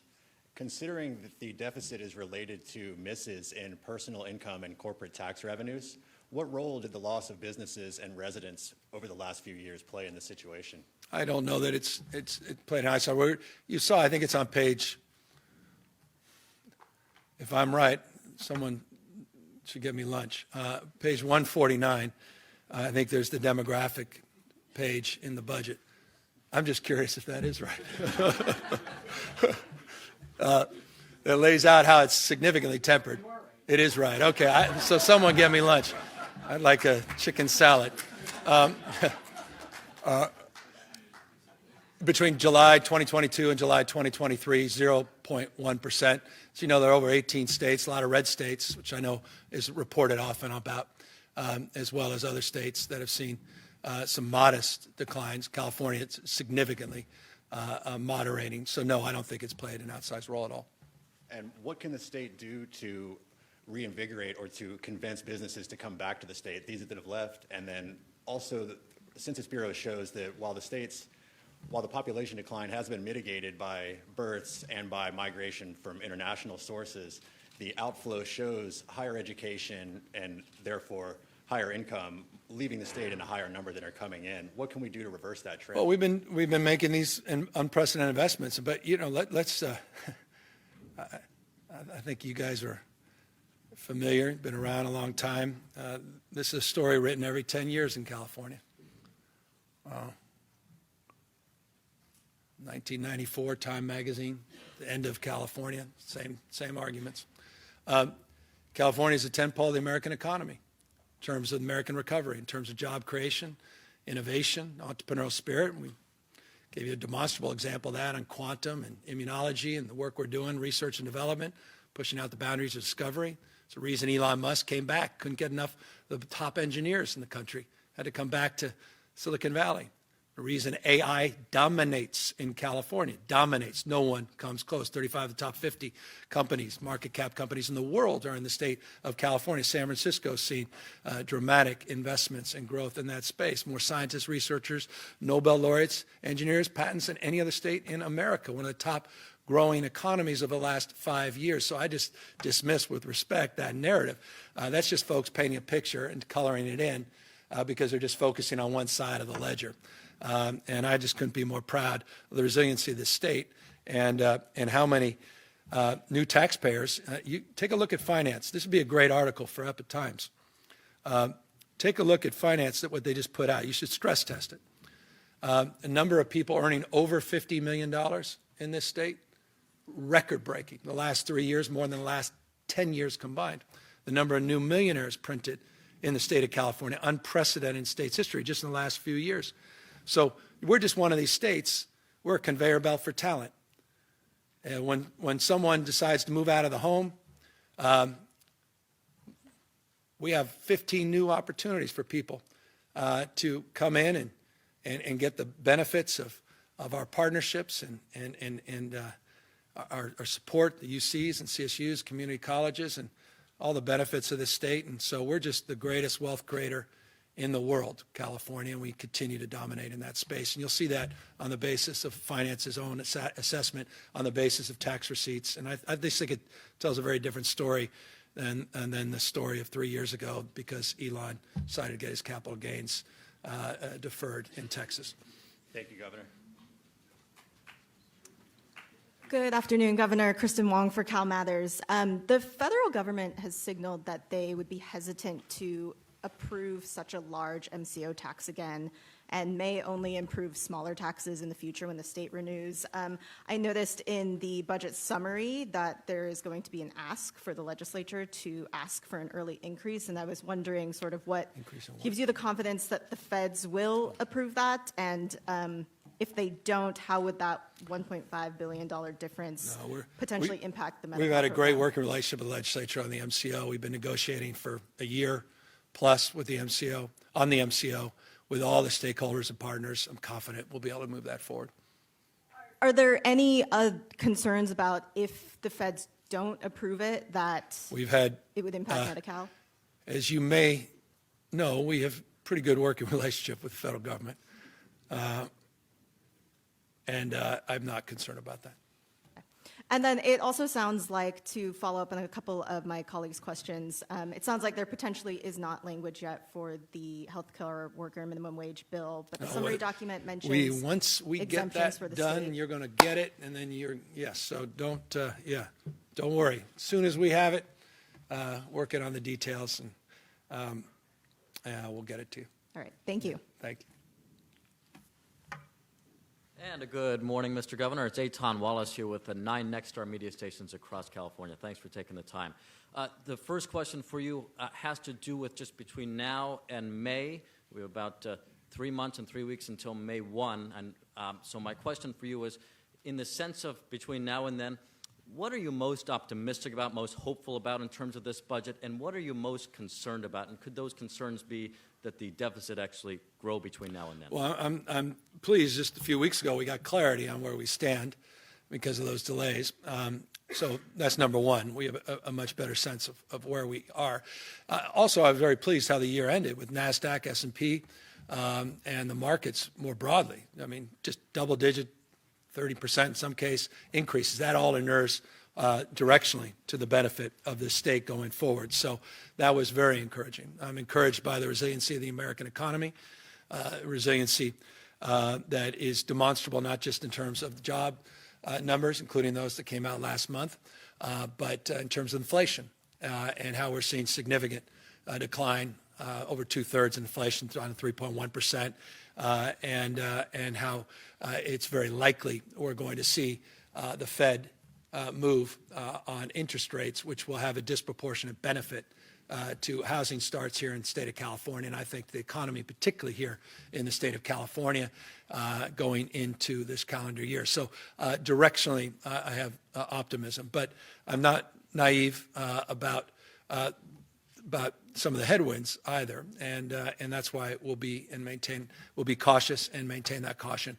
I'm not looking for a dramatic, and this may be the most succinct answer to your question. I'm not looking, or at least we're not projecting, a dramatic swing between now and May.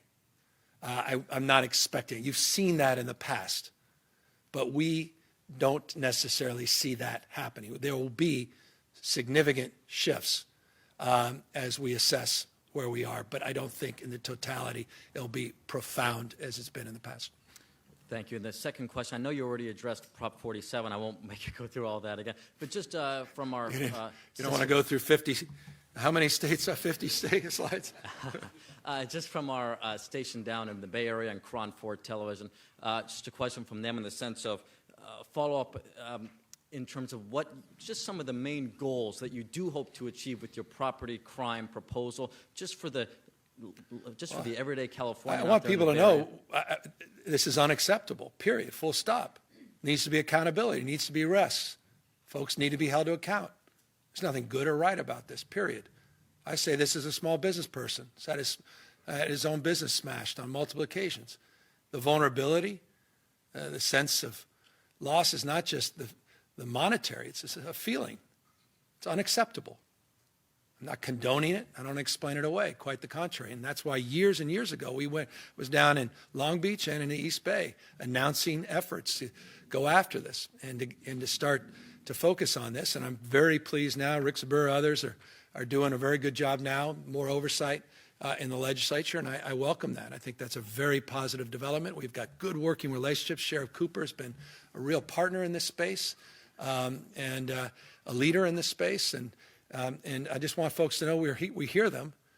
We're listening to them. We've done a lot, but we have more to do as the nature of this continues to evolve. We need to evolve in terms of our approach and risk assessments. Thank you.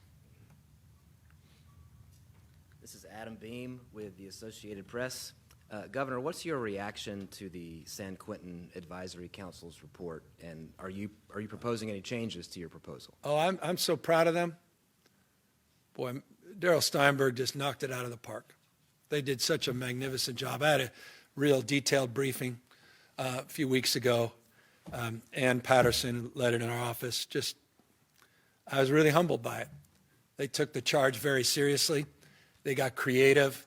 They found a lot of savings, which was fantastic. New ideas. That's exactly why we formed the committee. So I'm really excited and encouraged about taking it to the next step, taking the next level and moving it forward. So in the next number of weeks, maybe a month or two, we'll be talking a lot more about this. All about the California way, reforming our criminal justice system. You may see in the budget, we've got two more changes that will come at the CCC in March of this year, and then Chuckawalla in March of next year. We're down to, I think, and if I get this right, I want extra chicken on my salad. I think we're projecting going down to, I think it's 94,222 prisoners in CDCR. It provides a lot of opportunity. Remember, if Arnold was here back at the Schwarzenegger administration, it was 160, 170,000.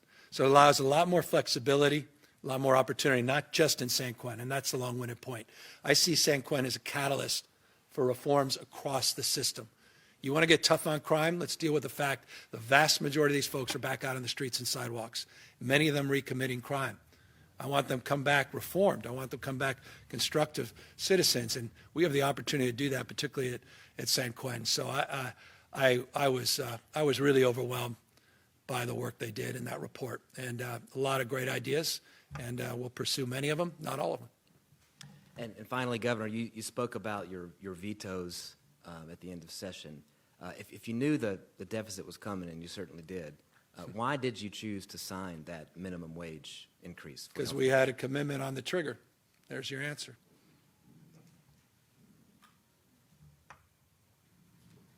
I'm Taryn Luna from the LA Times.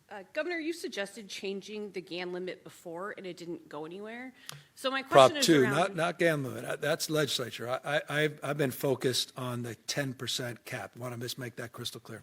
Okay. Now, to the extent we can have a dialogue, I'm not going to close the door on some shift on GAN, but my focus has been on capturing more rain in the bucket. How do you plan to approach that differently this year? Are you going to own that? Are you going to expend political capital on it? I mean, how I don't far want to are you willing to go oversell. to get that done? I got a big priority march.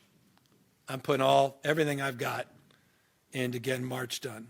So I'm not going to do the punditry thing on political capital and try to set things up. I was very transparent with you, with all of you, by saying we did a little survey on this. We got tons of work to do. So this is a multi-year. I don't know. I'd like to think it's a multi-month, but it could be a multi-year process of creating the conditions where we can successfully reform this. But I'm just saying directly it needs to be reformed. And there's a lot of needs. So I've got to prioritize and focus on the controllables, what I can control and influence. I was surprised when that survey came back where we start. It was a lot more challenging, or it is a lot more challenging than I originally believed. And there's just not a lot of people that enthusiastically say, hey, I would love to support increasing your rainy day reserve. Let's go out and raise $20 million to do that. I mean, you get the point. You got a lot of the ballot initiatives on. So I'm having a real honest conversation with you in a very public and open way. It needs to happen. I want to help support that process. I want to re-engage the legislature, and that's why I'm saying it today, and I'm very grateful you asked the question. It allows me to say more. but I don't want to oversell our capacity to create the conditions in the short run to get this done, even though it needs to get done. When you said focus on March, you mean Prop 1? I can't discuss any particular propositions with you, but I can discuss the Mental Health Service Act that was put to the voters by the legislature and how proud I am of that work. Then to clarify on the healthcare minimum wage trigger that you're seeking, are you trying to implement that trigger this year so the delay, it would be delay the funding until for future years out? I'm just going to, just because it's the third or fourth time we've discussed this, and this is not to diminish your inquiry. You'll see what we committed to, and it will be clear what we committed to together before we signed the bill, and we're working through the details of that, and we're going to present it to you very shortly, and it'll be it will answer itself. Thanks. I appreciate it.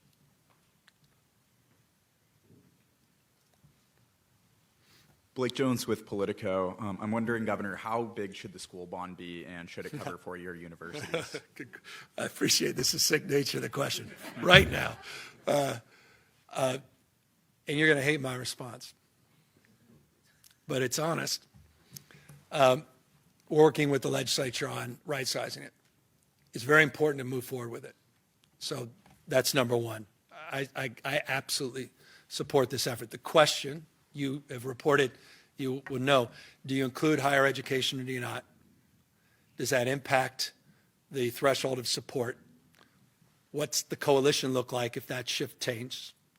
What's the right size on the basis of the appetite of the voters? What happens with that initiative, whose number I can't say, and how does that impact your overall bond capacity? What other bonds are being considered in the Nevada ballots? All that's being worked on in real time. But it is a real issue to address the fact that we've exhausted the previous bond, and it's important to advance a new one. Have you done any polling on how the four-year universities changed that threshold? Yes. Result? I'll ask the stakeholders if they want to share it with you. I'm not privy, or at least I'm not privileged to do that without their indulgence. But yeah, look, there was an effort in the past on this. Ironically, Prop 13, and included higher education. It was a March ballot, so it was a little different. So everybody has an historic mindset around that. That's all being considered in terms of reviewing where we might land. On the Prop 98 budget, I know you all are projecting a reduction of $11.2 billion in the guarantee over 3 years. I'm wondering more specifically how you propose to, go about, reductions of that $11.2 billion. Like, is any of that going to be in deferrals for K-14, or is there anything more you can say about the plan? I'll let, and this is absolutely opportunity. I know there are other questions. I'll take all the questions, but Joe and his team and their education folks, let's walk through that. Stick around, and they can walk through the details of that, which you deserve. Gotcha. Sorry, just one more thing. Okay. You said that you don't want to embrace any new taxes consistently. You also talked about the difficulty of changing, either Prop 2 or the GAN limit. Is there any chance throughout the rest of your second term that you pursue solutions that would decrease the state's tax volatility that you've often described as a problem? Well, I think this is the third or the fifth budget presentation where I bring up Bob Hertzberg's name, which he always appreciates. Bob, if you're watching. Who had some really interesting proposals, California Ford, PPIC, others, Berggruen Institute around addressing volatility, looking at the current tax structure, lowering some tax brackets, expanding service sector along the lines of most other states, including a lot of red states, to decrease the volatility. Didn't have a lot of support in the legislature or, back to Taryn's question, with the public. And so you have to be mindful of both of those things. It's the art of what's possible. I don't think you can argue. I've had some great debates. If Ana Montesantos was here, she would engage in them because she certainly engaged me on them. There's two trains of thought. A progressive, you got states like Texas, Florida, the two most regressive states in America, meaning they tax low-income workers more than we tax the highest income workers. It's just a value proposition. Who do you care for? Who you promote? Who you champion? So we're a progressive state in that respect, not a regressive state. Part of that progressivity is volatility. The benefit, though, if you can capture that resource, I think is self-evident. And that's why I think a Prop 2 approach is a better approach right now. It's a more pragmatic approach. And it's one that would have paid big dividends in the last few years. So that's the answer to your question long-windedly. That's the approach I prefer at this stage, particularly this stage of my tenure as governor, since I have a sell-by date in a few years. And let's see if we can create the conditions to at least achieve that. And I think that would substantially aid the people of this state going forward. Thanks. Thanks. Hi, Governor. Daniela Pardo with Spectrum News. Governor, you mentioned that accountability is the narrative or the theme of this year, and you've said before how you are going to continue to hold local governments accountable for homelessness spending. So what is your reaction to more money being poured in, and we're just not seeing homelessness rates decline at the level that we all want to? My reaction is the frame of your question. I want to see accountability. More is not better, better is better, better outcomes. That's why we required the first accountability plans in California history. When I got here, there's no plan for homelessness, no investments in homelessness, no strategies. I'll remind you, the highest pit count in California history didn't happen the last couple of years. It happened in the 2000s. 2005 was the highest pit count, over 188,000 folks. There was no plans, no strategies, no investments of meaning. There was investments marginally. That changed 5 years ago.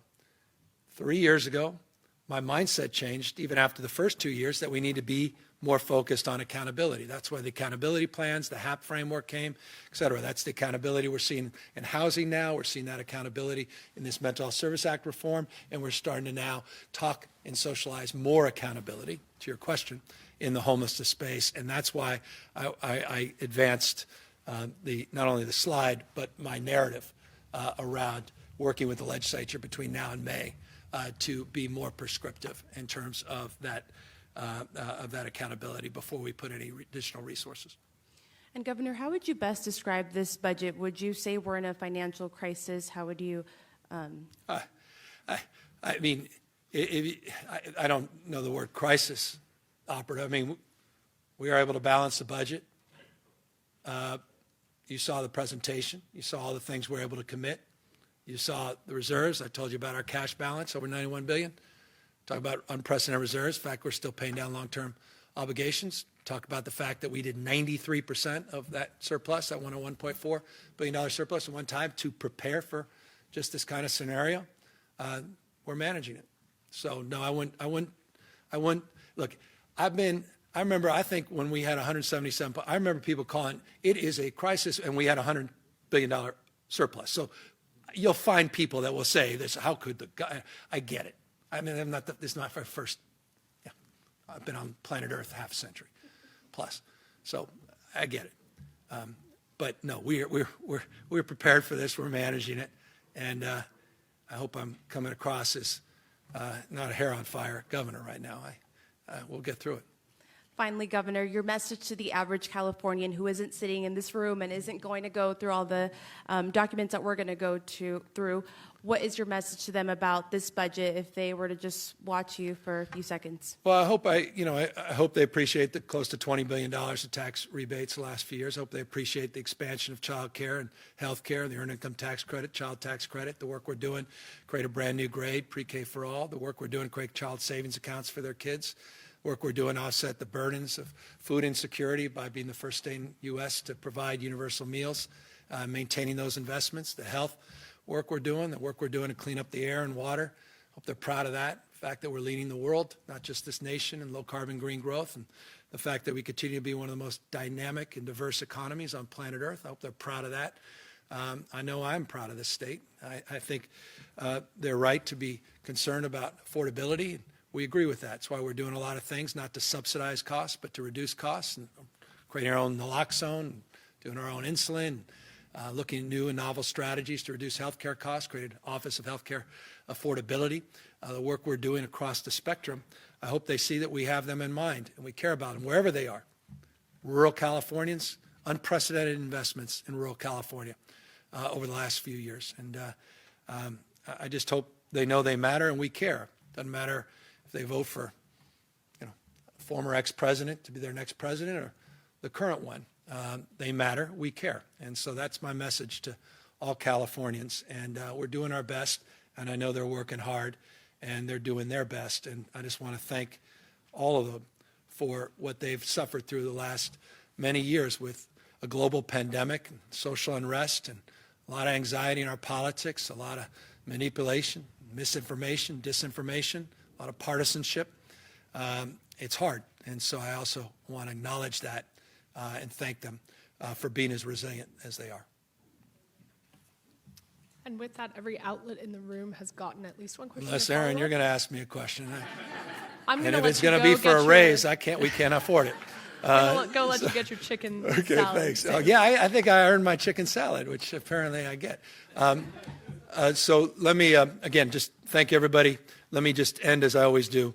And if I haven't, I think I have, but I just want to reinforce my deep admiration and respect for the legislature and the work they have to do over the course of the next few months. I want them to know clearly that I'm mindful that while we share the vast majority of values, they may have their own ideas and own insight. And I deeply, deeply respect that, and I look forward to engaging them and working with them and reconciling those points of views, not differences, points of views, as we move forward with the May revise. But this appears, at least at the moment, we'll be able to do so with kind of clarity and understanding that we did not have last year. And so this gives me a little more solace and confidence in this year's budget process. And again, I can't wait to work with the new Pro Tem McGuire, old friend, and Speaker Rivas, who are just outstanding young leaders and are going to do a wonderful job in partnership with us this year. Thank you all very much. And now Joe and his team will come up and answer questions.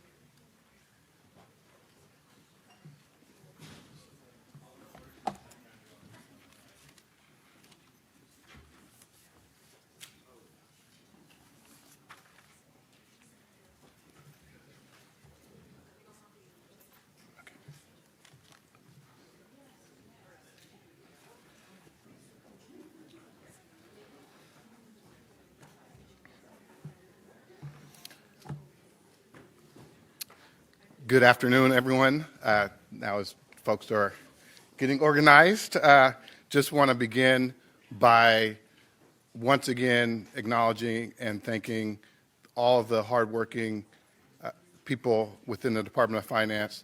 The staff at Finance are really the unsung heroes of this process, working night and day for the state, sacrificing their holidays, always tackling and dealing with any issues that are put before them to ensure that the state year in and year out has a balanced and responsible budget plan. So I just really couldn't thank the Department of Finance and our entire staff enough. With that, would also want to give a special shout out to the Chief Deputy Directors, first Gil Miller and Erica Lee. Erica worked tirelessly over these last couple of weeks to prepare us all for today, as we all did. So I just want to give her a special acknowledgement and the rest of the executive team. Also want to acknowledge the partnership with the governor's office, thank the governor for his leadership, and the partnership with all of our agencies, secretaries, and departments within the administration to address the budget problem that was before us this year and work together collaboratively to make sure we were able to accomplish that. With that said, I just want to quickly, the governor obviously did an amazing job covering the governor's budget proposal, but want to quickly put a little bit more detailed flavor on some of the high points of the governor's budget proposals. Number one, as I think he opened and alluded to, the impact of the IRS tax filing and payment deadline extension to 1st October to November that had on the budget was very significant in two ways. Number one was the impact on the revenues, as the governor went over, and being able to have the information that we normally have at last year's May revision to understand what the true problem that we faced at that time was. We, as the governor said, were flying blind, and because we had to wait until the end of November to really get a good idea of what those receipts are that we would have had in April of last year, a big part of this problem is really reconciling the current year's budgets. And so just want to make sure that is clear and understood that this is really truing up the 2022 receipts that we would have normally had information on in May of last year. And it goes to something that the governor was talking about, the slide that he had on the volatility in the capital gains, the fact that in 2021, capital gains shot up to an all-time high of 11.6% of personal income. Dollar basis, that was $349 billion, which was by far all-time high in 2021. And in 2022, that drop now is down to estimate to around $150 billion in capital gains realizations. So that volatility in capital gains really is the biggest component of what we're seeing in what happened to our revenues. And again, that's information we normally would have had at the May revision last year that we are reconciling now at this budget.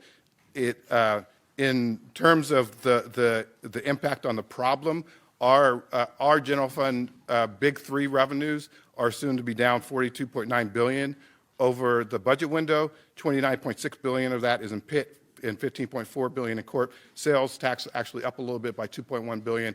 But just the last point on capital gains, the capital gains component of that downgrade in PIT was about $25 billion. So that's kind of the biggest factor in what we're seeing and why we're facing the current budget problem that we are. Again, it's a correction of all-time high spikes in revenue, as the governor was alluded to. The governor pointed out, and some of the questions alluded to. It's not something, an indication of what we're seeing in the current economy at this time. Obviously, as the governor stated, the markets did well at the end of last year. Some of the risks in the economy that we saw at this time last year have subsided, and we had growth in our economy in 2023. The inflation has come under control, and other things that were risks last year no longer exist in terms of the economy. And so what we're seeing in the budget now is not a reflection of what we're seeing in the economy. Again, it's just in large part, a reconciliation of what happened, of the correction of revenues after the all-time spike. Last point on that, because I know there's a question on volatility and kind of what the risks are going forward. Now, as the governor pointed out on a slide, that we are projecting that capital gains are down to about 5% of personal income. There is not a lot of downside risk to that largest component going forward. And so we know that the amount of volatility that could happen going forward is really minimized now. Forecasts are always projections, so things change, but we recognize that some of the downside risk is mitigated there. I quickly want to address, I think, a couple of the questions that came up. The first was on the MCO tax and the $1.5 billion increase in the tax that is part of the budget, and it will be one of the early action requests. The proposal increases the amount of the tax within the current framework that was approved by the feds. So while there may be some discussion that has to happen on whether or not we could get this size of a MCO proposal approved in the future from the federal government, we don't think that there's a high risk that we can't figure out a way to make this work because it's within the current framework that was already approved by the federal government. On as far as how we are covering the reduction in Prop 98, the $11.3 billion reduction over the budget window, the governor kind of alluded to it, the biggest component when he spoke about the differences between the LAO's budget problem and the governor's budget problem, and that's $8 billion. That's a prior year adjustment based on the delayed tax receipts that we're spreading out over the multi-year. We're not taking any money back from the schools, and the rest of it is being covered by the withdrawals from the school's rainy day fund, and that's how we keep the schools whole there.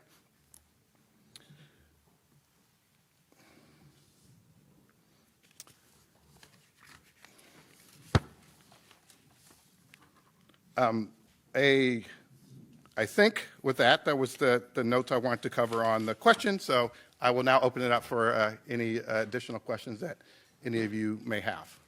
Hi, this is Angela Hart. I'm with KFF Health News. I have a few dumb questions. I'm sorry, I'll keep them real quick. The budget continues funding for CalAIM, but that means that there's no new funding for CalAIM. Is that correct? That's correct. It continues the previous commitments. But there's no new, right, okay. So if last year, if the 6 months of like rent, free transitional housing and free rent, if that was in the budget last year, but it hasn't received approval yet from the federal government, that would still be funded in this budget? Correct. Okay, Yeah. thank you. On the budget deficit, the number that the governor threw out there, sorry, he was testy about that, $37.86 billion. That is not, is that the same as the general fund deficit or not? Yes, but that is the budget, essentially a hole that we had to address to make sure that we met our constitutional requirement for a balanced budget. But is that the general fund? That's the general fund? Yes. Right? Okay, perfect. Yes. Thank you. And then the health minimum wage, SB 525, is there a revised cost estimate for that? I think the cost estimate that we have is the one that has previously been released, and Okay. there's no Through updated finance? estimate that we have at this time. Okay, there's not a new revision or new updated No. cost? Okay, No. thank you. Hi, this is Lindsay Holden from the Sacramento Bee. Just wanted to double check. So when the governor suggested early legislative action, those like 9 bills, so that means opening last year's budget, correct? Sorry, I missed the last The part. early legislative action, like the 9 bills, that will involve opening last year's budget, correct? So yes, so it would not be 9 bills. I think it's alluding to 9 issues, and the early action, yes, would typically involve amendments to the current year budget. Okay, can you talk about is there a way we could find out what those specific actions are? Yes, we can get lists to folks, but I can run through a few, most of them actually. So the first, as we've talked about, are the amendments that would be needed for the MCO proposal. The second that I believe came up earlier is the 525 cleanup. The third would be some current year shifts to offset general fund expenditures with other funds. Fourth would be some storm damage levee repairs related to the storms of last year. Next, lab repairs for Tulare Lab related to storm damages for last year. The next one, as the governor mentioned, fruit fly containment cost. Last one is a small issue related to Cal Recycle closing out some activities related to disasters. Then there's, which is, I think, would be one issue that the governor mentioned, but is also actually probably a multitude of issues, but they're minor cleanup, technical. There's a handful of those type of issues. And then the last thing would just be that now that we've proposed the budget, our hope would be that we could engage with the legislature just to explore whether there are other actions that we could include. Okay, and then can you explain,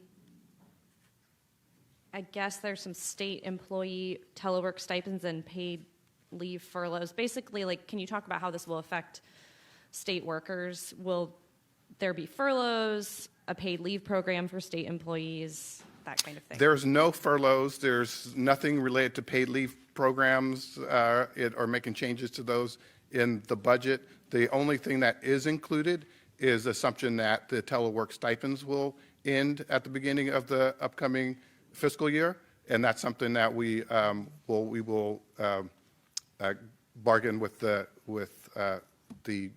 groups on. Okay, I'm sorry, one more question. Can you kind of explain quickly this issue with the rainy day fund use and declaring a fiscal emergency and like how that all works? It sounds like that may not happen immediately, but clearly it will have to if he plans to dip into the rainy day fund, correct?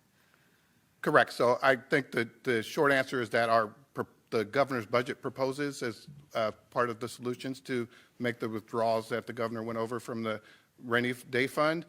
We'll now engage in those conversations with the legislature prior to the legislature acting on a final agreement that would include such withdrawals. The declaration would have to be made. So that's in regard to the Prop 90. Yeah, I don't want to take up other people's time. Yeah. I'll just ask you later. Thanks.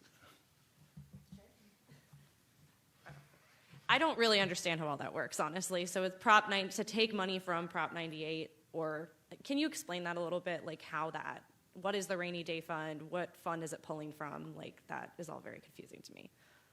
Yeah, so the rainy day fund, the budget stabilization account, the Prop 2 account that we set that saves money. It's commonly referred to as the rainy day fund. It was actually the changes to our requirements on deposits that were made by Prop 2 in 2014 were in part made in recognition of the volatility in our state's revenue collections. And I think it gets to a question that was asked earlier on how we look at addressing that volatility. The question was more on reform, but just want to make the point, as the governor stated a number of times, the changes to the rainy day fund that we'd like to discuss are one of the biggest ways that the state could help to provide better resiliency against that volatility going forward. So the rainy day fund has grown per the requirements of the deposits since those changes were made in 2014. There are requirements for how you can withdraw money from the fund, and one of those requirements is that the state has to meet a test, and the governor declares an emergency before the legislature votes. There's a separate fund that was also part of Prop 2 for the schools, and so that has some similar withdrawal requirements, and so there will be separate withdrawals from the main budget station account and withdrawals from the school's reserve as well. Okay, thank you. Hi, Rachel Luth from Politico. Can we get into some of the nitty-gritty on the MCO tax? So I know that there's going to be that increase, that $1.5 billion that we're going to be asking the feds for. Is all of that money going into the general fund? Will that go to balance the budget, that extra $1.5 billion? And then also, I saw that there's $8 billion going into the future provider payment increase reserve fund as part of the MCO. I believe that was $11.1 billion last year. Can you, is more money going into the general fund than anticipated when this was first worked out? Can you help me figure out where some of that money is going? So, I think we will follow up with you after this if I get any of this wrong, and Lupe, who's here, can help to clarify. But the part of the budget, the current budget package, did include funding that was to go towards rate increases and other enhancements within Medi-Cal. Those are maintained by and large, particularly all the rate increases. None of those will be impacted. As true, there was a delta that some funding that was going into this new account that is paying for those rate increases would have been left as a balance in the fund. And so we are adjusting to move some of that balance to offset other current Medi-Cal expenditures, but we aren't impacting any of the rate increases that were part of the current year's budget agreement in order to do that. Okay, thanks. Hi, this is Adam Beam with the AP. The governor hinted at the net operating loss. Is that happening in this proposal? I know we did that during the COVID budget. So during the COVID budget, there was a suspension at the time, a 3-year suspension of the NOL, plus a cap on the amount of R&D credits that could be utilized over that 3-year period. The current budget does not do that. However, there is a smaller proposal that is a conformity proposal that conforms the state's NOL carry forward allowances with the federal government and with what other states already conform to. Currently in California, you can carry forward 100% of your losses. The proposal in the budget that conforms to the federal proposal that was part of the Tax Cut and Jobs Act would limit that carry forward to 80%. It raises roughly $300 million, I think, in the budget year and $200 million thereafter. You said 8%? 80%. 80. Sorry. Okay. 80. Yes. Yeah. Thank you. Hi there, Samia Kamal with Cal Matters. So it looks like the governor's budget proposal assumes $15 billion more in revenue than LAO over the next 3 years. And I know the governor said that LAO is being more pessimistic, but are you able to elaborate on, which revenue streams the governor is more optimistic about, like where he sees the revenue that the LAO doesn't? Yeah, so it's mainly would be on the Pitt and Corp side, but I think it's really, as the governor alluded to, our forecast in the budget and LAO's forecast is for a 6-year period. Over those 6 years, we're $2.5 billion apart, so we're basically spot on.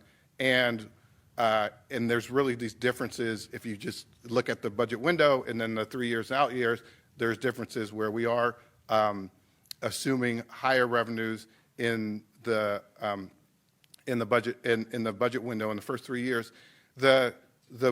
One of the big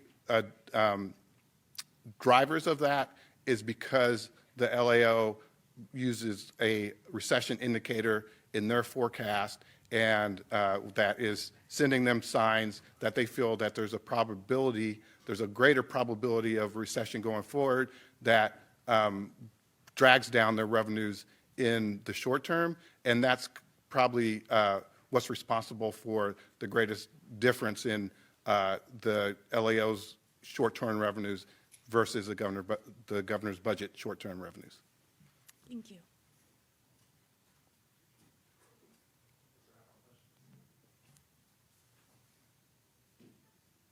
Okay, thanks, everybody. We do have extra copies of the budget handout here, too, if anybody needs them on the way out.